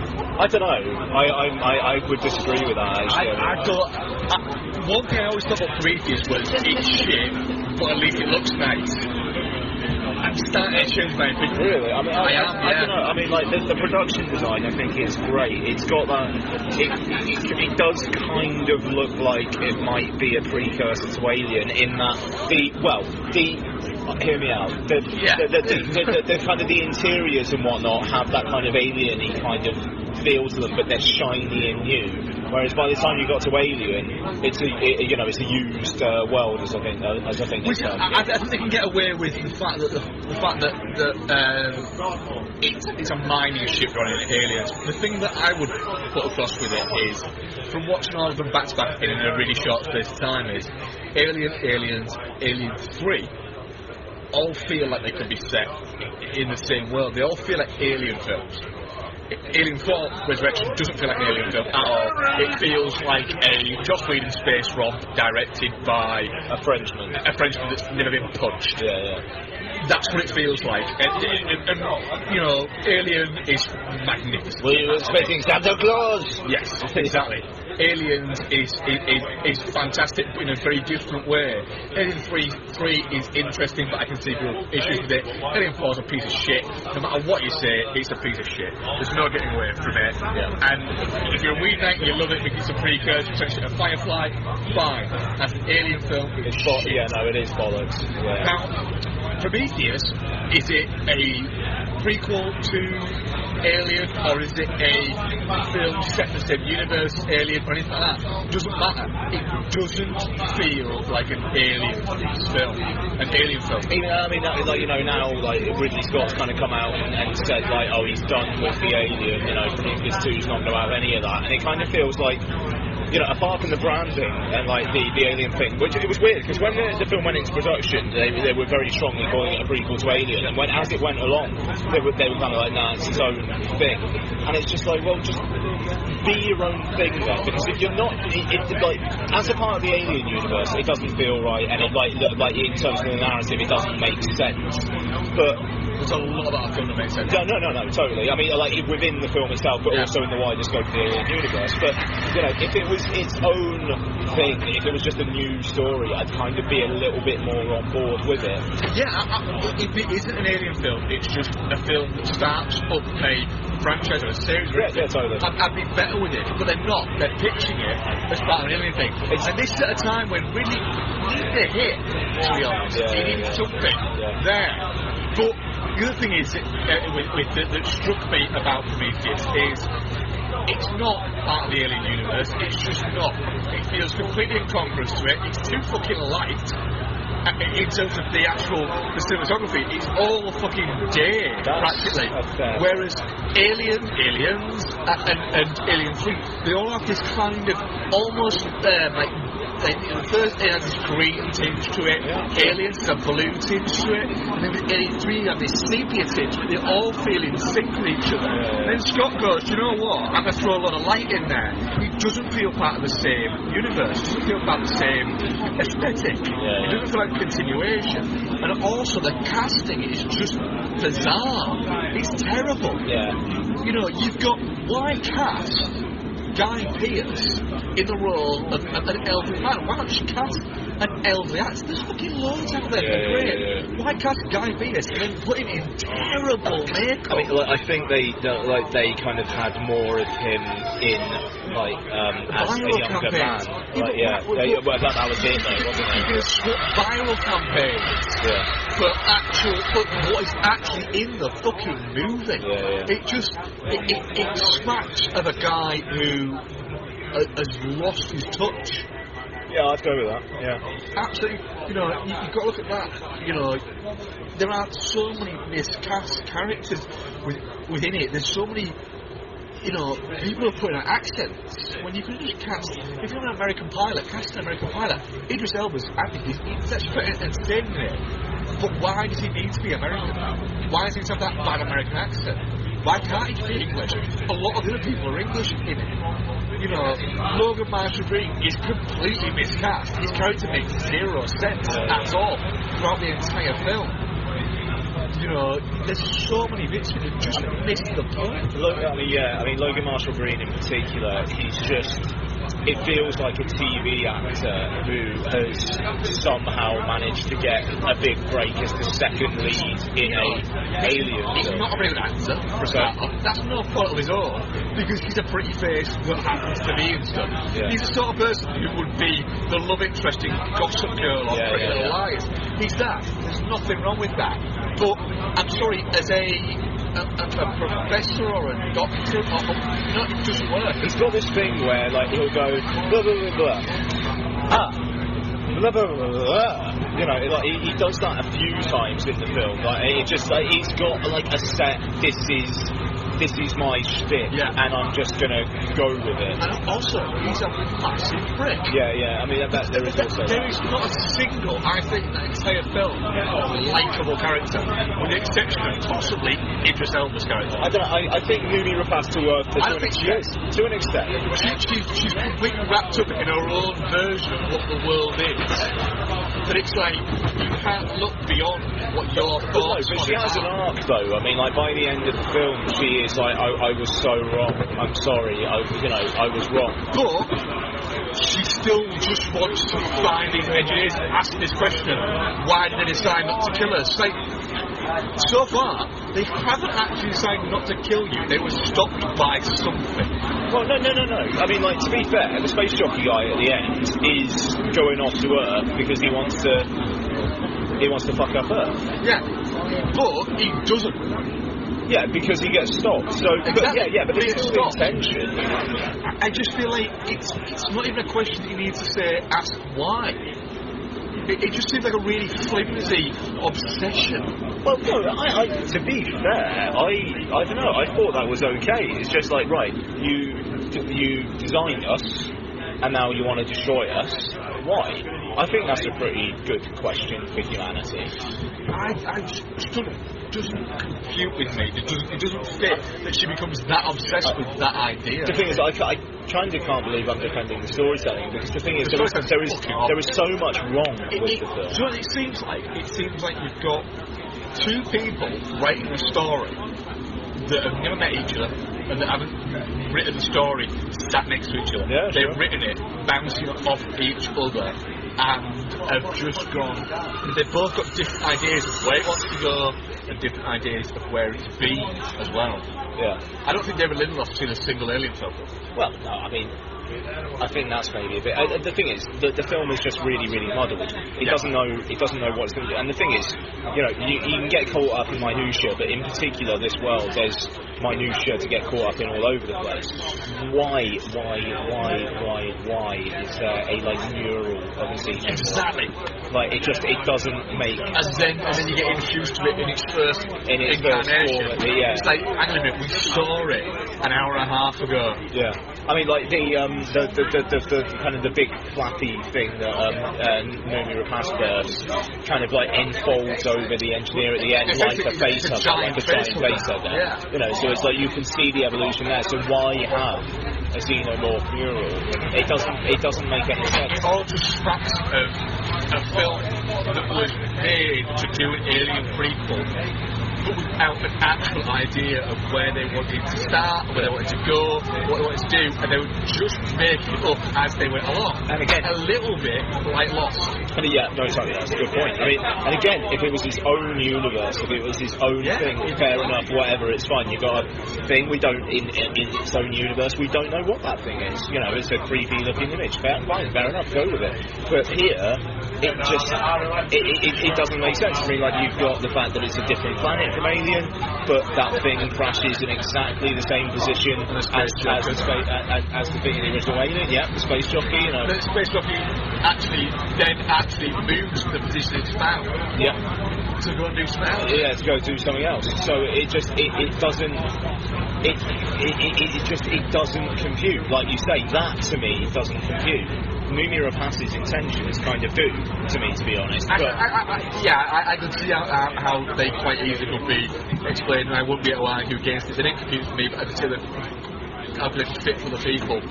But there's so much else there that just makes sense. Like the idea of that we don't know that Wayland's on the spaceship. Yeah. We do. The idea that we don't know that Charlize Theron, who's another one who's horribly miscast, and his character has no point at all. We don't know that she's his daughter. And they've got a terribly written scene of where she goes, Father. We know. And it feels like the weirdest Blade Runner tribute ever. Yeah, it's so... Oh, fuck off. Yeah. I mean, but, I don't know. The music, I like the score. The score... If it's not part of the Alien universe, the score's fine. But it's a floaty adventure film score. It's an Alien film. I want intense, I want brooding, I want that. I want claustrophobic. I don't want I don't want essentially a little bit like the Jurassic Park theme tune. It's what it is, like a little bit. I want more Alien or Aliens. I don't want Jurassic Park 2. Which it is. That's my issue with it, is it wants to trade off the Alien franchise name, but it also wants to be its own separate thing, which is a bit of a space romp. But it never gives me a space romp, it gives me a halfway house in between the two, which makes zero fucking sense. But, where a pace, tapping at that machine and it going, this machine is calibrated for a male, and then she gets in it and then it comes out saying that machine, if it's as sophisticated as it is, would go, I'm sorry, we have detected distinctive signs of uterus. Men and women, we might have the same DNA and like that, but we are genetically incredibly different. And Brit just noticed that, and it just happens to pull out the right thing and doesn't pull out her womb or anything like that. And then she's like staggering around, but then she's able to jump freely from thing to thing. I was prepared to come into this idea of going, look, it doesn't make sense in A, B, and C, which is the alien thing, but it looks nicer than that. I'm now at the point where I'm going. I've watched it 5 times now. I'm now at the point of going, do you know what? Prometheus isn't a bad alien film. It's a bad film. Yeah. Overall. Yeah. I used to be like of the opinion of, if you're not obsessed with the alien universe and that, I could say you could enjoy it. I don't now. It's just a bad film. Yeah, that's the thing. I mean, I looked at it from a standalone point of view. Like, to be it just.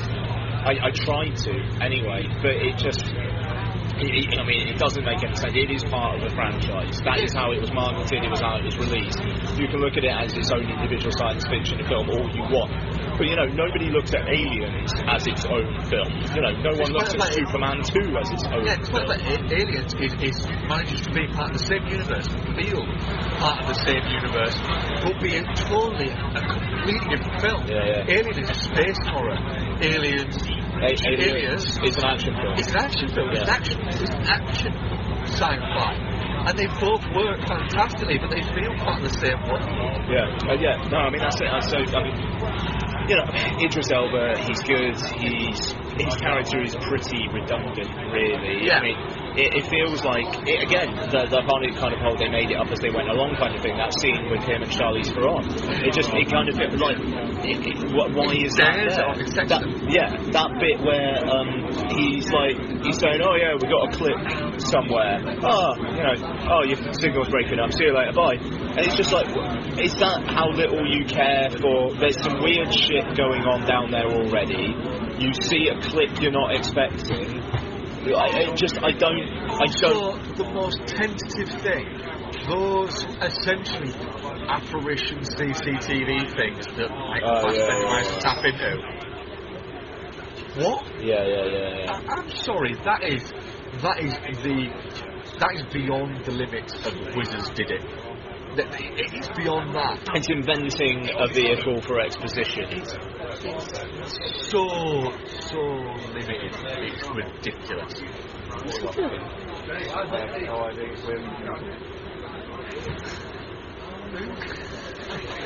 This could get interesting.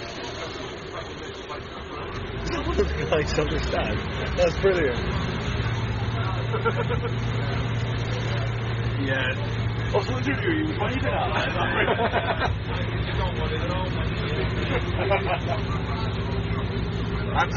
I think we're running down on Prometheus now. Yeah, no, totally. I mean, it's not a good film. And also, I love Rocks. Not Rachel, Sean Harris. His arc going from I don't give a fuck about anyone else, get out of my face, to I like Rocks. Yeah. I can't say anything about this, the geology of it at all. Might as well go then. You might as well go. Yeah. And then the guy, oh, hi there, my sweet, hi there. Absolutely. This is an alien creature that you come across. Don't try and pet it. I think to be fair, I think he was trying to not use harsh tones, not antagonise the thing. I think it was a little weirdly played, but I kind of get the intention. Also, Kate Dickie is the worst. Terrible in it. Her character literally feels like anybody could turn around and go, so what are you doing here? Yeah. I don't know why she's there. And it's like breathing through an exhaust pipe. Yeah. What? You'd be dead within hours. Yeah.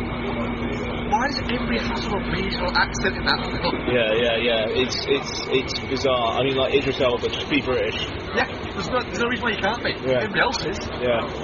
So I don't know. Yeah, the Prometheus shit. Yeah. I would love to say it's not. I would love to have made peace, but it's shit. Yeah. I'm like, I think in my last view I was a 3.5 out of 5. I think I'm down to a 1.5 or a 2. It just I don't know why I suddenly felt so okay with it. I'm about to go for a piss that will be more compelling than Prometheus. There you go. So you actually go for a piss now. Okay, cool. I'm cool with that.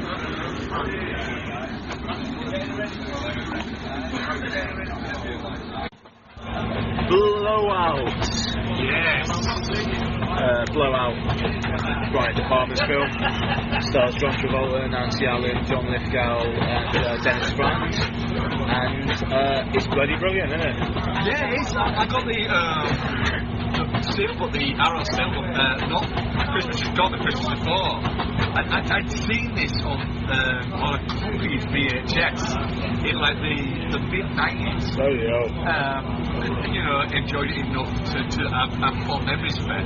But I remember the story, but I remember very little of the actual, the kind of natural meat of it, I suppose. Yeah. So, decided to get a spin the other day, and about halfway through it, I got to go to the toilet and paused it, and turned on my missus, Vicky, and said, "This is fucking brilliant. I mean, this isn't just good, it is staggeringly good." Then I came back, watched it, and I was just absolutely blown away by just how fucking good it is. There's so much. There's such like there's a great story within it, but there's a procedural element to it that is just magnificent.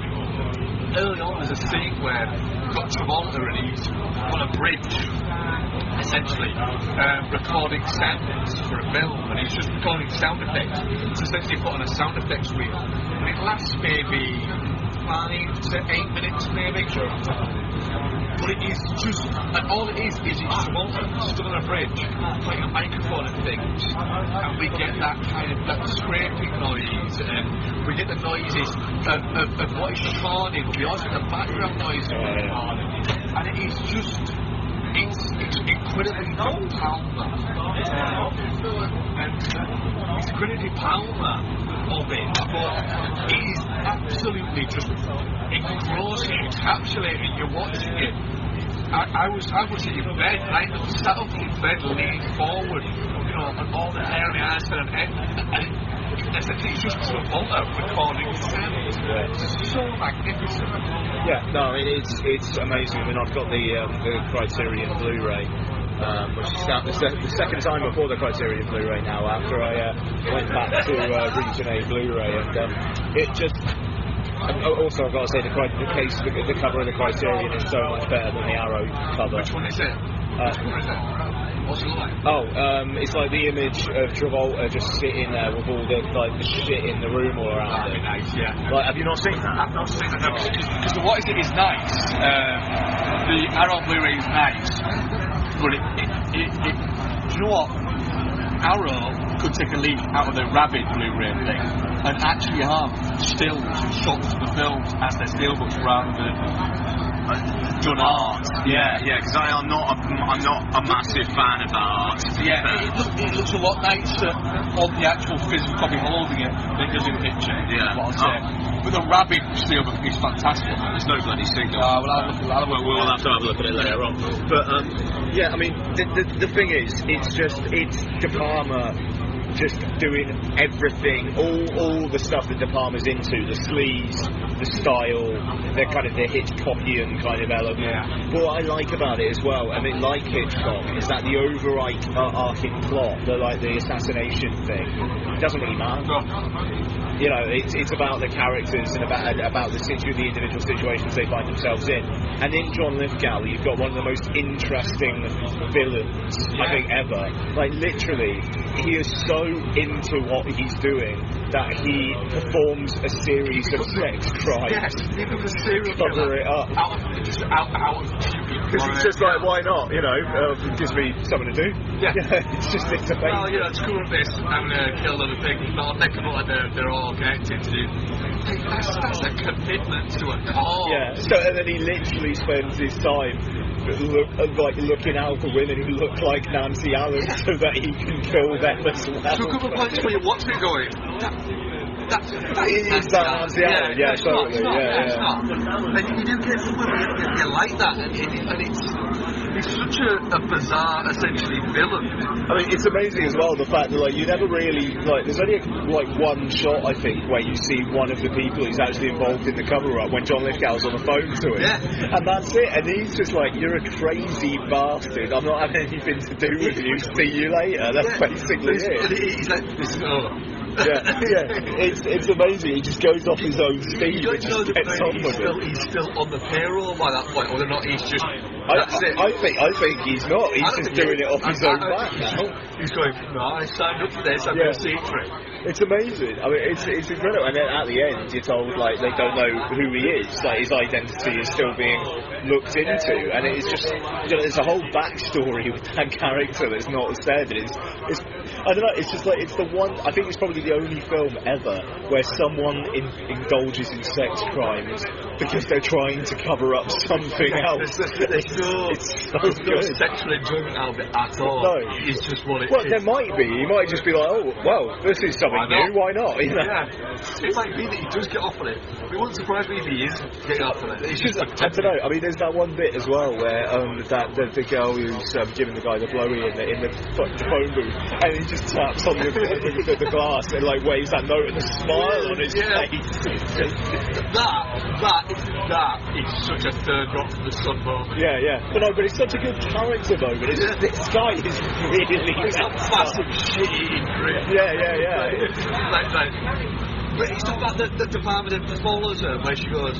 She then just mimics it a few minutes. Then he follows her to the bathroom where she brushes her teeth.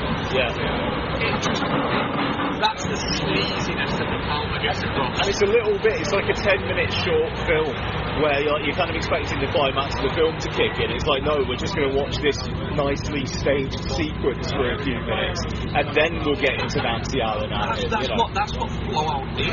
It's a selection of really well staged and really well put together set pieces, essentially, that makes so much sense. And Travolta's descent into obsession works so brilliantly. I mean, that's the thing. The last 10 minutes of the film are just amazing.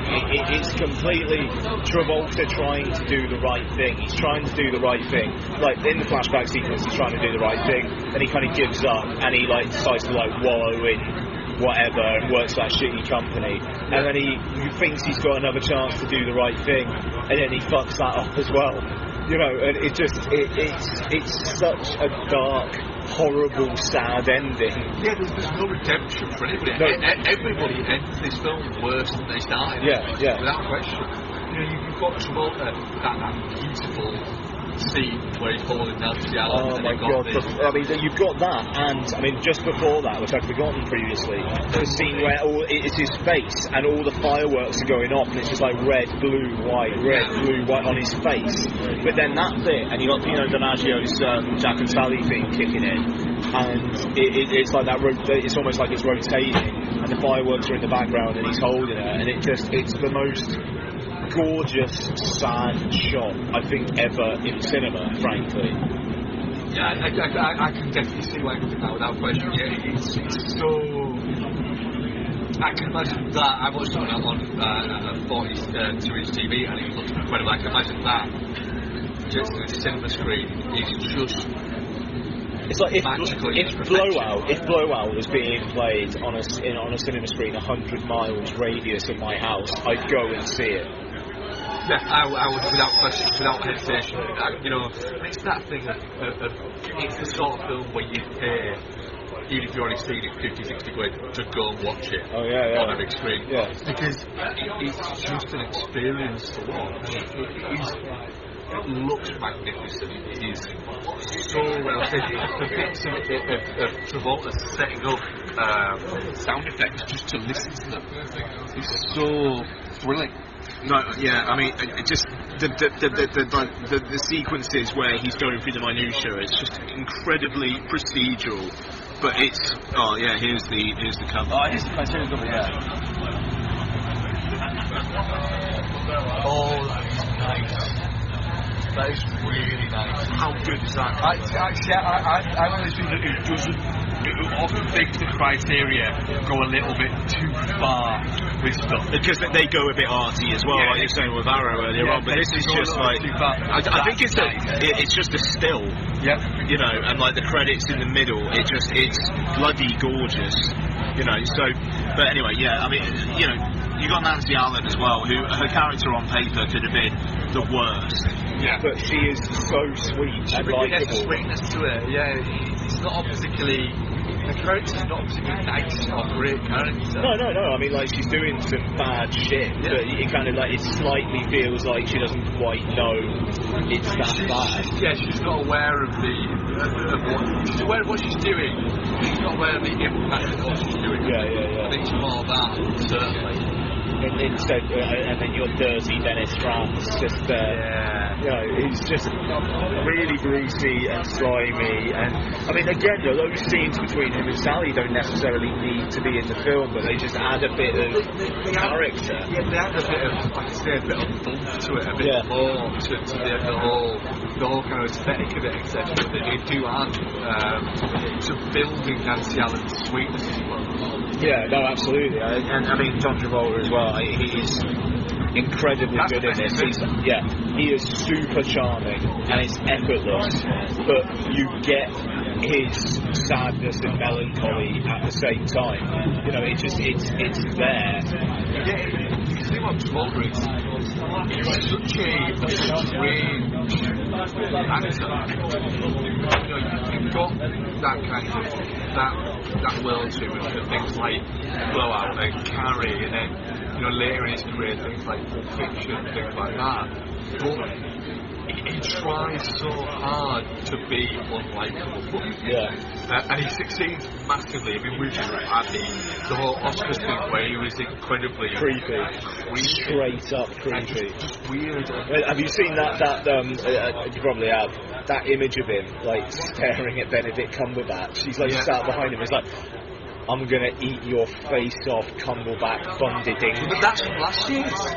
Oh, is it? That's from last year's. Really? Yeah. Oh, shit. Yeah, that's from last year. Time of seeing a meme doing the thing of the feral cum satchel. Yeah. That's from last year. Yeah. But his hair is so obviously plastic. Because it's totally a wig, isn't it? Because he goes around without it on quite a lot, doesn't he? You look at him in Savages, which is what, 2 years ago, and he's bald. Yeah. You're not getting away from it, he's bald. Yeah. And he accepted it. But Savages, he's great. I love Savages. I know you weren't a fan. I can see why everybody else on the planet is a fan of Savages. I loved it. But he's actually really genuinely good in that film. Could you imagine if Oliver Stone does that Snowden film in the style of Savages? Yeah. Joseph Gordon-Levitt is Edward Snowden. Is he? Yeah. Fuck it, I'm behind that. I'm intrigued. I don't know whether I'm behind it, but I'm intrigued. Great films in it. It kind of feels like Joseph Gordon-Levitt's suddenly gone, I want an Oscar nomination, because he's doing that, he's doing Philippe Petit. Well, the next film that Palmer did after Blowout, I believe, was Scarface. Might have been, 1980. Obsession after it. That's a Scarface. Obsession was before Blowout. Yeah, it was, there's Scarface after it, which was written by Stone. Which at one point was going to have Travolta in it. Travolta at one point. What, as Tony Montana? No, as his friend? Yeah. Oh, okay. There, you know, so you could imagine that. But Travolta's gone so far down the fucking other road that he kind of wants to go in. What's he going to do next? You know, Travolta is somebody who constantly gets popular via being quite charismatic and actually being quite a good actor. Does a lot of shit, burns out, and then comes back again, does exactly the same thing. He's done that 4 or 5 times in his career. It's amazing how he gets to do it, but he does seem like such a bizarre person. Like, he isn't aware of anything. No, that's the thing. I mean, like, it's the classic Hollywood thing of not having any awareness of anything else outside your immediate circle. It's incredible. Yeah, he's a really bizarre person within that Hollywood medium. He's an incredibly weird character. You know, his behaviour at the Oscars was frankly a little bit troubling. Well, you know, if you're Kelly Preston looking at that afterwards, just going, oh, really, I've got to sex with this guy. I've got him for the next 30 years, really. Sex with this guy, because if I don't, what am I going to do? I've got no fucking money or career. It's looking a lot more kind of parochial now, isn't it? Yeah, it's looking a lot more rapey where we are. We're we're through to Whaley Bridge. Wow. And Whaley Bridge sounds like the sort of place that Jerry O'Connell went to summer camp.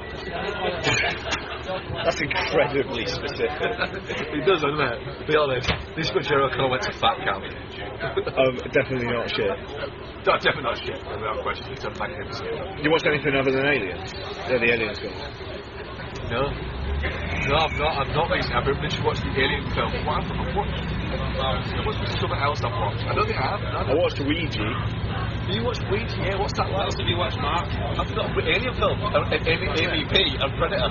Did you watch 89? 88? The sequel to 88. I haven't watched that, but where Catherine Isdodge wanders around various different truck stops and then tends to piss. Yeah, you convinced me on that film as well. What do you think? No, I'm not watching it, but I'm getting that. Noel's not just been sat here silently for the last 45 minutes. He's been sat listening. Ignoring my flow. Ignoring your what? Just ignoring my flow. Yeah, how you doing? That's the title of this podcast now. Ignoring my name. Push it up. What section are we in? That's what we watched. Yeah. So, I was about to talk about Ouija. I'm trying to think of, he's got to talk about Ouija, yeah. Yeah, Ouija. I'll catch you up the show. Alright. Still based on the board game, so I'm kind of surprised. What's going on in 1 minute? Fingers and evenings. Fucking hell. Jesus Christ, this is going to be so messy. Fucking hell. We're going to fucking walk at some point. Yeah. 6 miles apparently. Yeah. That's what the dolls are with. I've got like walking shoes. You have got walking shoes. Yeah, because we've both got cons on. My cons are in a way worse position. I put mine through the wash. Yeah. I need to do that. They come out amazing. Just as a side note, if your cons are looking a little bit raggedy and stuff like that, just put them in the wash, they come out amazing. Like fucking you. Ouija. Based on the Hasbro board game. Ouija, apparently. Does that Hasbro board game called Ouija? It's not just based like did Hasbro invent the Ouija? I don't know. I think maybe they bought the name or something. I don't know. I'm not surprised. So basically, the most generic teen horror you've ever seen. The thing is, it's so middle of the road. It's not awful. I wasn't offended by it, but it's so middle of the road that it does everything you expect it to do, but in a kind of a PG-13, 15 rated kind of way. So like the death scenes, there aren't that many of them. There's one at the start. There's one maybe like halfway through the film involving dental floss, and then there's another one just towards the end, and I think that's about it. Yeah, but it's that you got 5 kind of like high school characters, most of whom look like they'd be in their 20s. You know, you got like a 15-year-old sister who looks like she's played by an 18-year-old. You know, it's that kind of thing. It just, the scares are incredibly generic. It looks as polished as a teen horror film does these days. And it sits there on the screen. Is there a criminal misogyny in it already? No. So in modern terms, is this a fairly good horror then? Yeah. Well, maybe. I mean, the thing is, like, It Follows has more artistry to it, but it pissed me off more than Ouija. But I think that's because of my expectations for It Follows, because people have been bombing it. And the thing is, I talked about this earlier on the show with Noel, but I watched The Myth of the American Sleepover on the train ride up. I actually thought that was all right. It was pretty good. You know, I really quite enjoyed that. So It Follows, it gets the teen thing right, but it just drops everything else. And this, it just, not everything else. I mean, it looks good, it sounds alright, but I tell you what, the score for It Follows, you'll be into it hardcore for the first 10-15 minutes. By the end of it, you'll be like, right, that's enough of the synth. Is it a little bit like that? Synth scores are in the moment and they do loads of it? Yeah, pretty much. If your score is as good now, if you use a synth score, if it isn't at the level of Drive and The Guest, don't fucking bother. whatsoever. I'm done with Ouija. I just want to say, the new John Carpenter album, Lost Themes. What? The Lost Themes, the John Carpenter album. I want a film using that music so bad. I want a new John Carpenter film that shit. I don't think it's going to happen. Yeah, but I would love it. I'd love John Carpenter to go. Do you know what? If you're going to make a new fucking Escape from New York, fine. But I want 30 million to do. I want 30 million and Kurt Russell to do an Escape from Qatar or something like that. Just something random. Well, the third one was going to be Escape from Earth. Yeah, it was. I'll just do something random like that. I'm not against the Escape from New York either. I'm not against it as long as they get Stapleski right. I'm all for it. I'm intrigued by that idea that was bandied about Stapleski being a woman. Rona Mitra was kind of almost there with Doomsday. I can get behind that. I'm not against it. I'm not against the idea, but that's got to be really carefully cast and played. Yeah. But when they say an Emily Blunt, don't work for me. It doesn't work for me.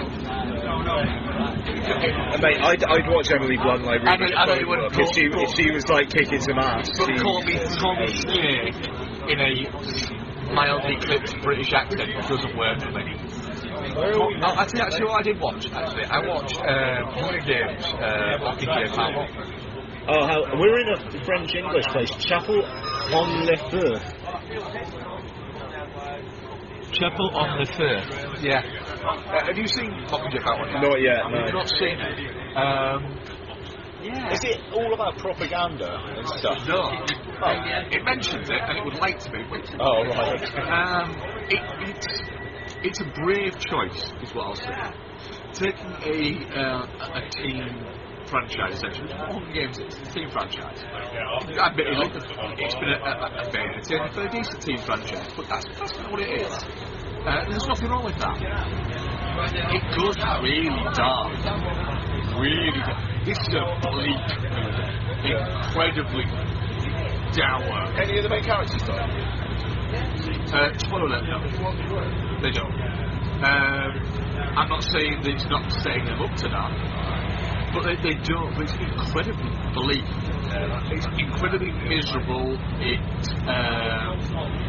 They're going down a certain path. It just for me, and I like the first. I thought the second was alright, but essentially it's just a rehashing of the first. And this one, I like where they're going. I just don't think they've got there yet. Does it feel like it deserves the runtime? Does it feel like that story deserves so far to be told in 2 parts? No, it's a setup for a second film. Yeah. But if they get the next one right, it could be perfectly justifiable that this is the lead into the next one. Absolutely. It feels like Harry Potter and the Deathly Hallows syndrome for me, where part 1, I remain resolute on the point that Deathly Hallows Part 1 does not need to be that long and does not need to be. You just need 1 3-hour film and you're done. Exactly. That it could have worked like that, certainly. I'll hold back based on the fact I'm not seeing the next one. But there's not a lot of story going on. There's a lot of moments in it, and there's a lot of padding, but there's not a lot of story moving forward. And I'm saying, Josh Hutchins, he's a terrible character. He's so bland. And you're supposed to care about him, but you don't. He's been in like nothing else since as well, hasn't he? Like he literally just does Hunger Games films. I kept thinking that Josh Hutchins is a really nice guy. Yeah. But there's not a lot to him. It's like Liam Hemsworth. Well, Liam Hemsworth, literally, he's only in it as a favour to Chris. Yeah. He's like Chris got all of the charisma and Liam just got nothing. Got Hunger Games. That was it. In the womb that was inside it. Chris left, essentially, a copy of the Hunger Games, and Liam's fetus went, and it suggested that, and that's all he's got. All he's got is fucking Miley Cyrus and the Hunger Games. That's it. Is he still with her? No. Miley Cyrus was a little bit too wild for Liam Hemsworth, which kind of explains his. In those games, right, he goes from being. He's going to be a serious boy because Mark just touched my knee. So. He does. In those games, he goes from being a minor in the Hunger Games and the Hunger Games Part 2 to being an elite soldier. Yeah. And he's just like, there's no time gone by where he could do that, but they don't want to put Katniss into an army soldier situation because she hasn't had the training. It's like, wait a minute, she's trained for 2 Hunger Games. That's more training than she's probably going to be really good considering the fact she's won 2 Hunger Games, essentially. That Miley Hemsworth has got. But they're like, oh, we can't be in that situation. They constantly refer to her. Just touched my knee again, by the way. They constantly refer to it as, this is your Mockingjay. This is our Mockingjay. She's constantly referred to as being the Mockingjay, which gets irritating as take a drink whenever they say Mockingjay. Exactly, And also as well, Giacomo's character and her character like that is the president. I can't quite work out the president of what, but essentially she's a dictator to the same point of where Snow is a dictator. Isn't that a point though? She is a dictator. I heard that. Isn't that? If it's a point of the film, it's by accident. It's by accident. She's a dictator. No fucking get away from it at all. It is. I wanted to like it, and I'm interested by the next film. But it's flimsy as. I'm going to try and eat a bit of whatever Noel's eating. What's Noel eating?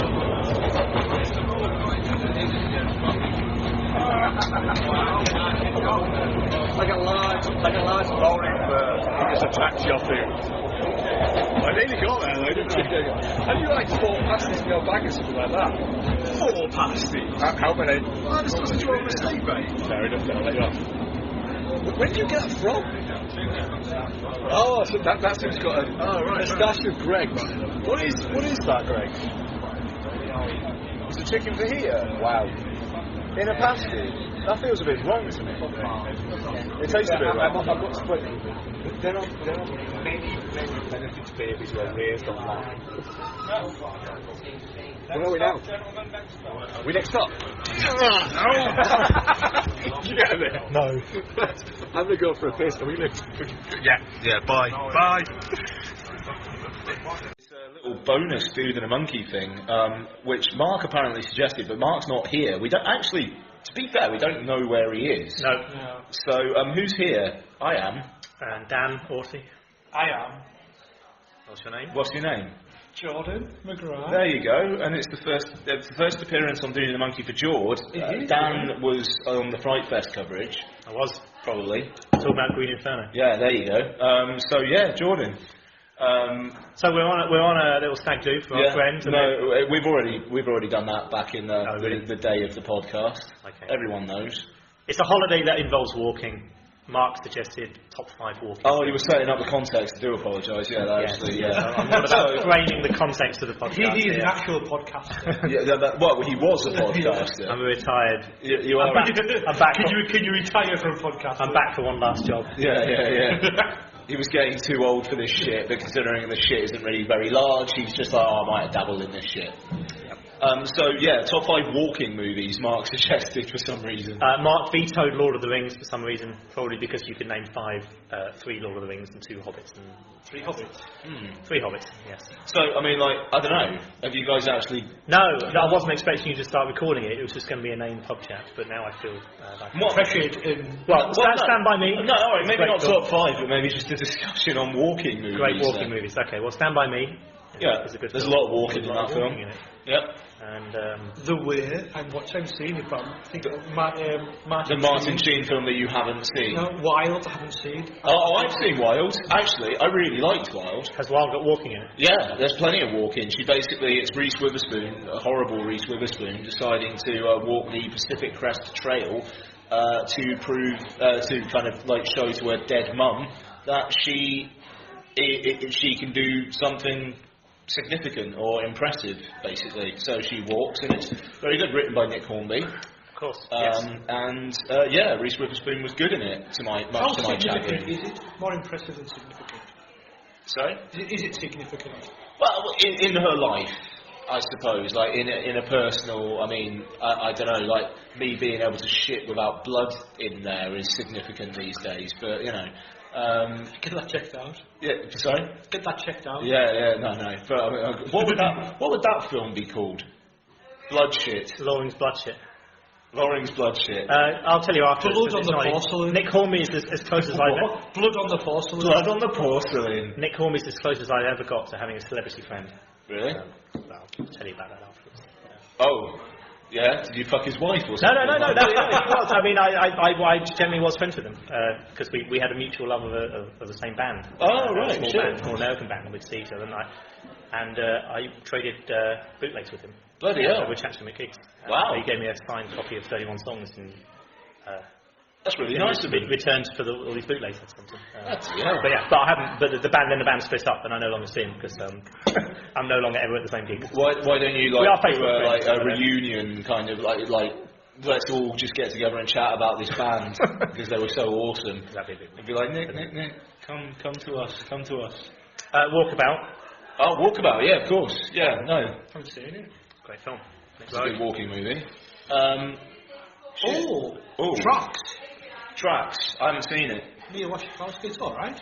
Anna Driver's in it as well, isn't he? He's a Yeah. photographer who fucks her. Yeah. Pretty much. Yeah. Is that pretty much his role? Yeah. Yeah. What else is there? I don't know. This is fucking low energy shit, isn't it? Jesus. Walking is low energy though. I don't think you should record this as a podcast. I'm putting it on there because it's nice to have other voices on there. So, I would have prepared a better top 5 on our walk just now. what do you guys think about the Alien news? I think I'm surprised anyone. I think it's fine. I think, as we said on Twitter, that it seems ridiculous for anyone to dismiss Blomkamp as a director when he's only made three films, but Champ's not even out yet. Elysium I didn't think was very good, but it's just nice. Surely, as I said to you, surely buys you a bit of leeway that he might deliver. You know, it's not like he's made 15 terrible films in a row that you hand him the keys to it. They moved the press screening of the UK press screening of Chappie from Monday to the day before it comes out. It's never a good sign. Like the week beforehand, which doesn't bode particularly well, but we'll see. The thing that surprises me, but I know a lot of people are. I think Alien 3 is fine, and I think obviously the work print is a bit better than the first one. But I don't think it's a great film. I'm surprised that anyone cares enough about the Alien films beyond the second one that they could get angry about the dismissal of 3 and 4, because it's not like the storyline was that particularly great going through those films. It doesn't discount the existence of Alien 3. What makes me laugh is the fact that you know David Fincher doesn't give a fuck. No, so it's like if the guy who directed the film doesn't care, no one's taking Alien 3 away from you. But I understand exactly the reasoning behind discounting. Do you disagree with that, George? You seemed a bit. No. I mean, I think my issue is that all this came from the leaked images from Blomkamp about like this new alien, and everybody sort of went. Well, am I chest bursting here? Or were you just rubbing? Everybody went nuts for these pictures. Nice. But when I saw all of them, I just thought they looked stupid and like really, really silly. If anyone can guess what I was doing there, tweet at Dude and a Monkey, and I will PayPal. I don't know why he was doing it, but I think I liked it. I think I'm the only person who thought the images were leaked. No, it's terrible. Sorry? I didn't really look at them. I thought they were ridiculously bad. Yeah. And if that's going to be what it's going to look like, then I'm not interested. Don't be wrong, Blomkamp's fine, but I don't care that it's going to take place before Alien 3. That makes complete sense because then you can branch it off into other places. But what is the legacy of Alien going back? We've got Prometheus, 2 Alien vs Predator films, Alien Resurrection, that's before you even get back to Alien 3. Yeah. So they can't really fuck it up any more than that, can they? So, why not? You probably can't get worse than AVP 2. I haven't seen, that's the only one of any Alien movie I've never seen. Like, literally, that Requiem, film is ridiculous. Yeah. It's so bad. I've only ever seen it the once, and it just... There's a bit in it that's really offensive as well, where it's like, isn't there like a woman in a coma, and there's like a woman in a coma, and there's a coma ward, and then like facehuggers just start like fucking face fucking like comatose patients, and then they the aliens come out, and it's just like it's really really icky, like just in a way that feels like it's just like it's not impressive like Geiger, it's just horrible. Yeah. And no, I mean that. Question though: this Alien 5 or whatever it's going to be, or Prometheus 2. I want to see another Prometheus movie. Is Ridley Scott doing Prometheus 2? No. He's not even doing Blade Runner 2. No, they're producing it. Oh, segue. Dennis Villeneuve. Yeah, what do you think about that? The guy who directed Enemy doing a new Blade Runner film. That's fucking interesting, no? The guy who directed Departures. Is it those Departures? Yes. Directed a new Blade Runner film. Well, he's a good director. He is. I mean, I'm usually the one. I think in this case, I don't think it's a great idea.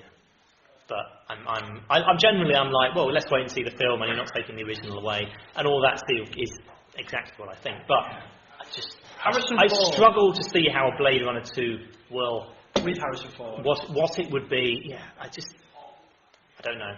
He's lost his the whole thing of what made Harrison Ford a movie star was his charisma. Well, yeah, he's a bloody robot anyway. It's not impressive to say Harrison Ford's going to be in a film anymore, is it? That's the thing. Isn't he supposed to be a robot? Yes. Maybe the double twist is that he isn't actually. I am of that theory, but it's still only a theory. Yeah, but I mean, like with Prometheus, Ridley Scott showed blatant disregard for continuity beforehand, so he could probably just happily do whatever the fuck. It's all made up. You could just make it up a different way, I suppose. But yeah, I don't know. I think the yard. The funny thing is, had Blade Runner been a big hit in 1982, we would have had a shit Blade Runner sequel 30 years ago. Yeah. It's just that it wasn't a hit, and it's taken this long for it to become such a part of cultural life. Who, apart from film fans, goes to see Blade Runner 2? Yeah, I don't know. No one. Yeah, that like genuinely, like who actually sees that?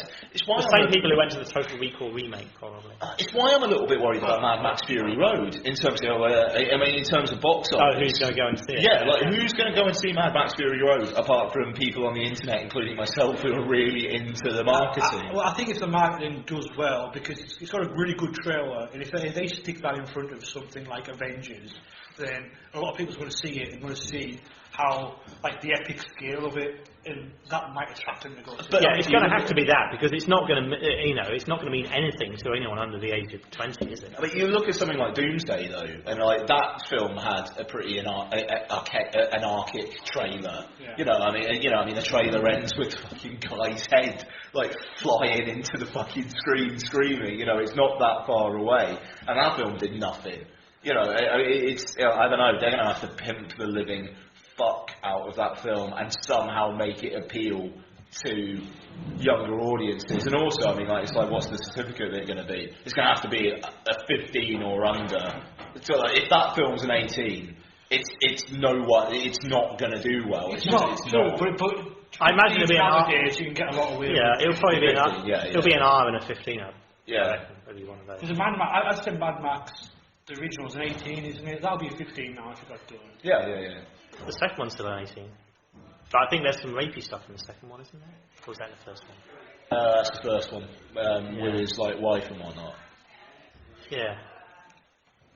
Jesus Christ, the first one's dark as shit. His wife and his child get really brutally murdered. And then you got Mad Max 3, where he runs around with some kids.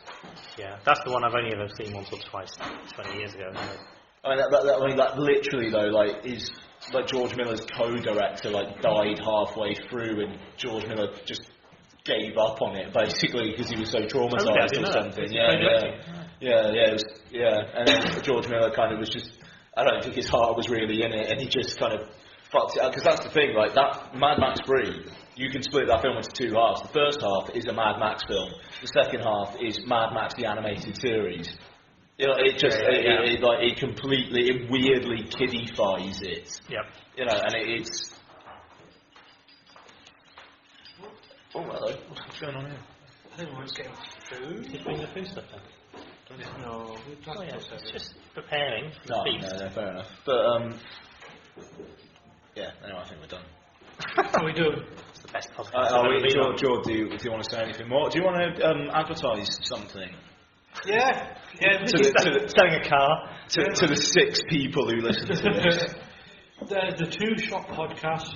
A new podcast where I interview independent and sort of under the radar filmmakers. Just listen to it. I haven't got anything for it anymore. It's going to be good. There you go. You've been told. Just listen to it. We've got a nice new logo. It's shiny. Dan, have you got anything that you want to be a little bit more up about? If you can Google my name, find some pictures of me, and just have a look at look at my face. That's all. Really. The only thing I have to offer right now. If you Google Ian Loring on Twitter, Google him on Twitter. Sorry, if you Google Ian Loring on Google, one of the first results you find is some book a namesake of mine wrote called Christ and the Kalashnikov. Good book. Read it. If you look up Ian Loring on Grindr, you'll find lots of me. Lots of me. Lots of Loring. Too much of me. Plenty of Loring to go around. And he's tamed. Alright, I think we should stop recording this. Tamed. That's probably going to be the last bit of the show as well. Tamed. Beautiful. Tamed. There's tension in nothingness to it. Like, there's a shot where it's literally one person walking towards camera. You're spinning around 360, and every time it's getting a bit closer, you don't know if it's this demon or whatever it is. But that thing's not going to disappear. It's going to constantly go at them. You know it's going to go at them. Yeah. There's no how it's going to go at them. There's no surprise there. It's just going to go at them. But it's constant.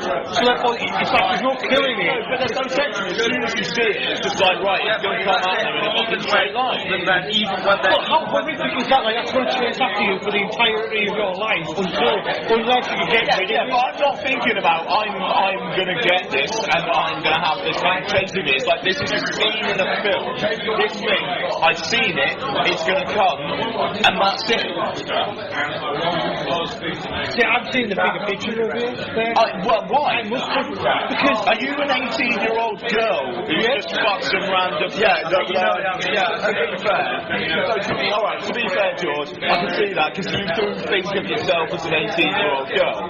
and I'm hot. Yeah, you are. But no, honestly, I just thought from when she has sex with that guy, like when you first see her, it's just coming towards her. I just thought it was constant, like the threat was always lingering in the back of her mind, and you were always there throughout the scene looking. But the threat is lingering because that's the film. That's the problem. The problem is the scenes where the threat is there, present. The film sort of diffuses them, by the way, it treats them. So the old woman coming towards the school, the girl on the beach, the way he deals with the threats.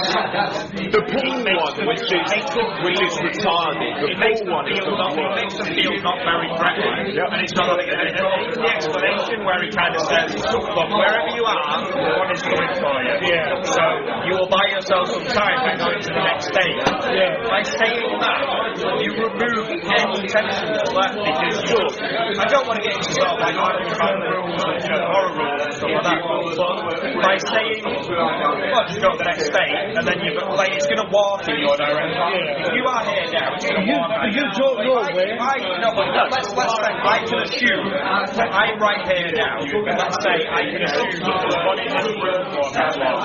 I can leave this room. I can walk to the next room. I can run, walk, get a bus, get a taxi to the next town. I can jump on a plane, go to a different country. It's going to take ages to catch up with it. So the tension is there, but it's so. George, I mean, also, the swimming pool bit, they say at the end it's going to take it a few hours to get there. Yeah. Alright, earlier on, how the fuck does it appear behind her sister and then just come at her, like, straight away. How does that happen? Which scene? Which scene? So it's where like they're in her bedroom. Yeah. And they're knocking on the door and whatnot, and there's a couple of them come in and they're chatting. And then somebody else knocks on the door, and it's her sister, and then suddenly from behind the tall guy in a white shirt comes at her in her house. How has that happened? Because he is just materialised. So why doesn't he just do that all the time? Just she's in bed, she's sleeping. But he hasn't. No, he was in the living room. So he was a girl in the kitchen who was like kissing her pants. Yeah. That is the same person. Yeah, okay, so how does he get from the living room to the cupboard without them noticing that he's positioned himself in there? Because they don't see it. All he sees fine. The only people who can see it is the people who are getting chased. So literally, in the space that they were having that discussion, he has moved behind her and then decides to like come in after her instead of like bang, bang, bang, bang, bang. That doesn't make sense to me. It feels like it's breaking its own rules. And also, the pool bit, come on now. They basically put 4 electrical appliances in the by the pool and think it's going to kill it. Even though she shot it in the head earlier on, and that did nothing. Well, that's a stupid kid, so isn't it still going to kill you? Yeah, but the thing, okay. In the film, that's stupid kids doing what they do. For us, that's a shit plan. For 5-10 minutes, you're thinking this is a terrible plan. We know how it's going to pan out. Yeah. It kind of reveals itself to be a terrible plan. So how is that tense? How is that tense, Sean?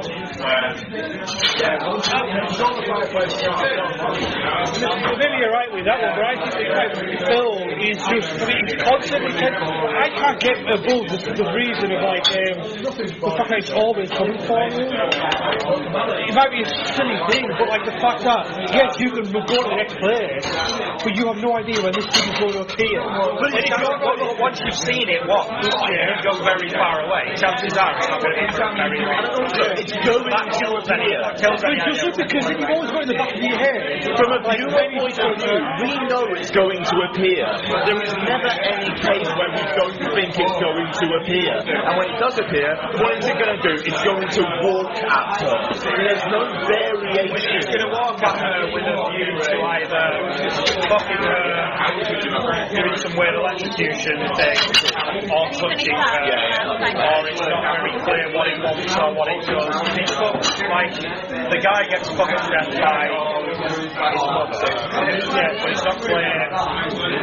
It's not clear what it wants or what it's doing. It seems to be different each time. It's like, I'm going to touch me and kill me. Why does the motherfucking... Why? I can't answer that. And also, if you want to be pedantic about it, if you can only see it, why is it dressing up as anything? Because it's the same thing, and it's in a crowd, then you can look over it. Why is it dressing up as an old lady in a fucking, like, hospital night dress? No, but it's like, it's trying to be inconspicuous. So why is it dressing up as something which is incredibly... That's odd. I can't answer that. Yeah, that's what I mean. If it wants to get to you, why would it just... If it wants to get to you, why doesn't it dress as someone who walks around in that area, not as someone who looks like they just escaped a mental asylum? Why is it pissing itself if it can choose how it disguises itself? Why does it choose to look like her dad at the end? Apart from the fucking writer-director going, oh, so dad fucking raped her when she's a kid in this unresolved trauma. Seriously though. All I can say is when I watched it, I was sort of... It wasn't scary. It wasn't... When I went into it, people said I was really the scariest film of this century. Which is retarded. You have to see that. Yes, but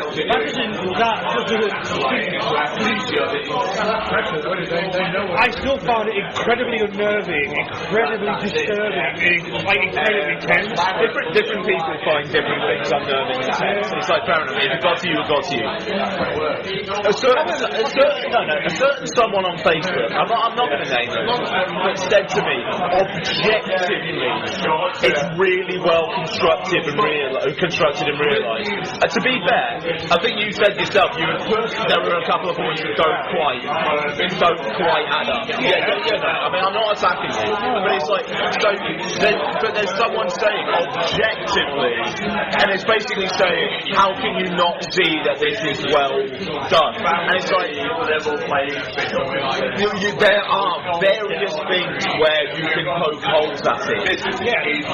So it just, and that's not you who said it, I'm going to make that clear, it wasn't, but it just, there seems to be a thing where it kind of feels like if you don't like It Follows, if you don't like The Babadook, then there's something wrong with your opinion of horror.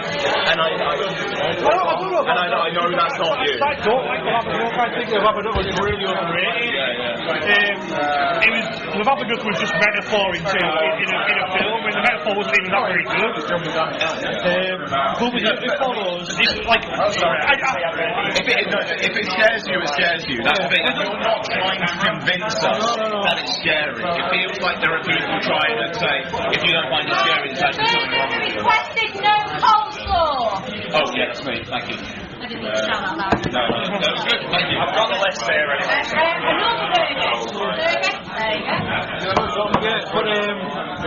But it's like, you actually said something on yesterday about like, just go fuck a lot of prostitutes, done. But that doesn't compute with the actual Right, okay. Someone fucks a prostitute. Yeah. Right, they get it. They then fuck another prostitute. That prostitute gets it. That prostitute then fucks another person.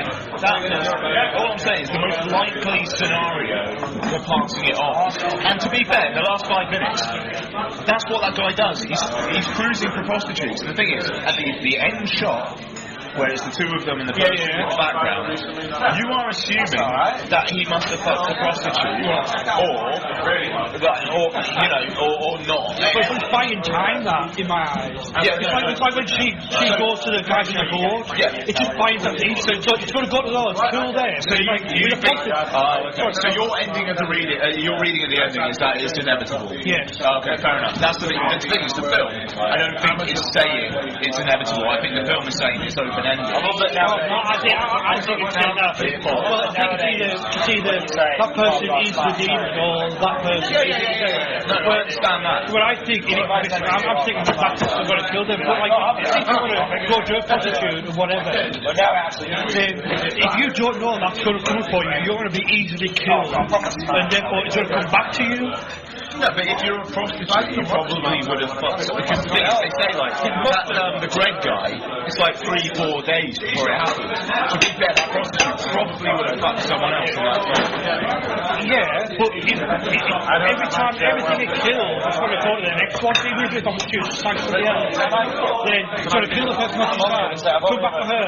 And to be honest, it looks like they're within the vicinity of all each other, and that won't be that long. If that prostitute has a business of one a day, then she's going to fuck someone. Yeah. Say that guy gets killed the next day. Is that salmon? No, it's not. It's going to come past back to her. Yeah. She's going to fuck another guy.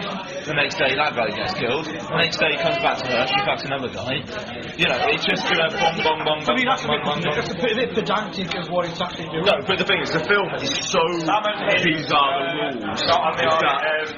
The film is so bizarre the rules. Salmon was for my brother. He's not at the moment. I think he's not. So what was that? So it just, I think there are a bunch of problems with the film that stops it being the best horror film of the century. It's not perfect, I think. It's nowhere near perfect, but I still think it's one hell of a good horror film. We have 3 meals back. We held a fish and chips. Was that meant to be the salmon? No. I just want to be scared.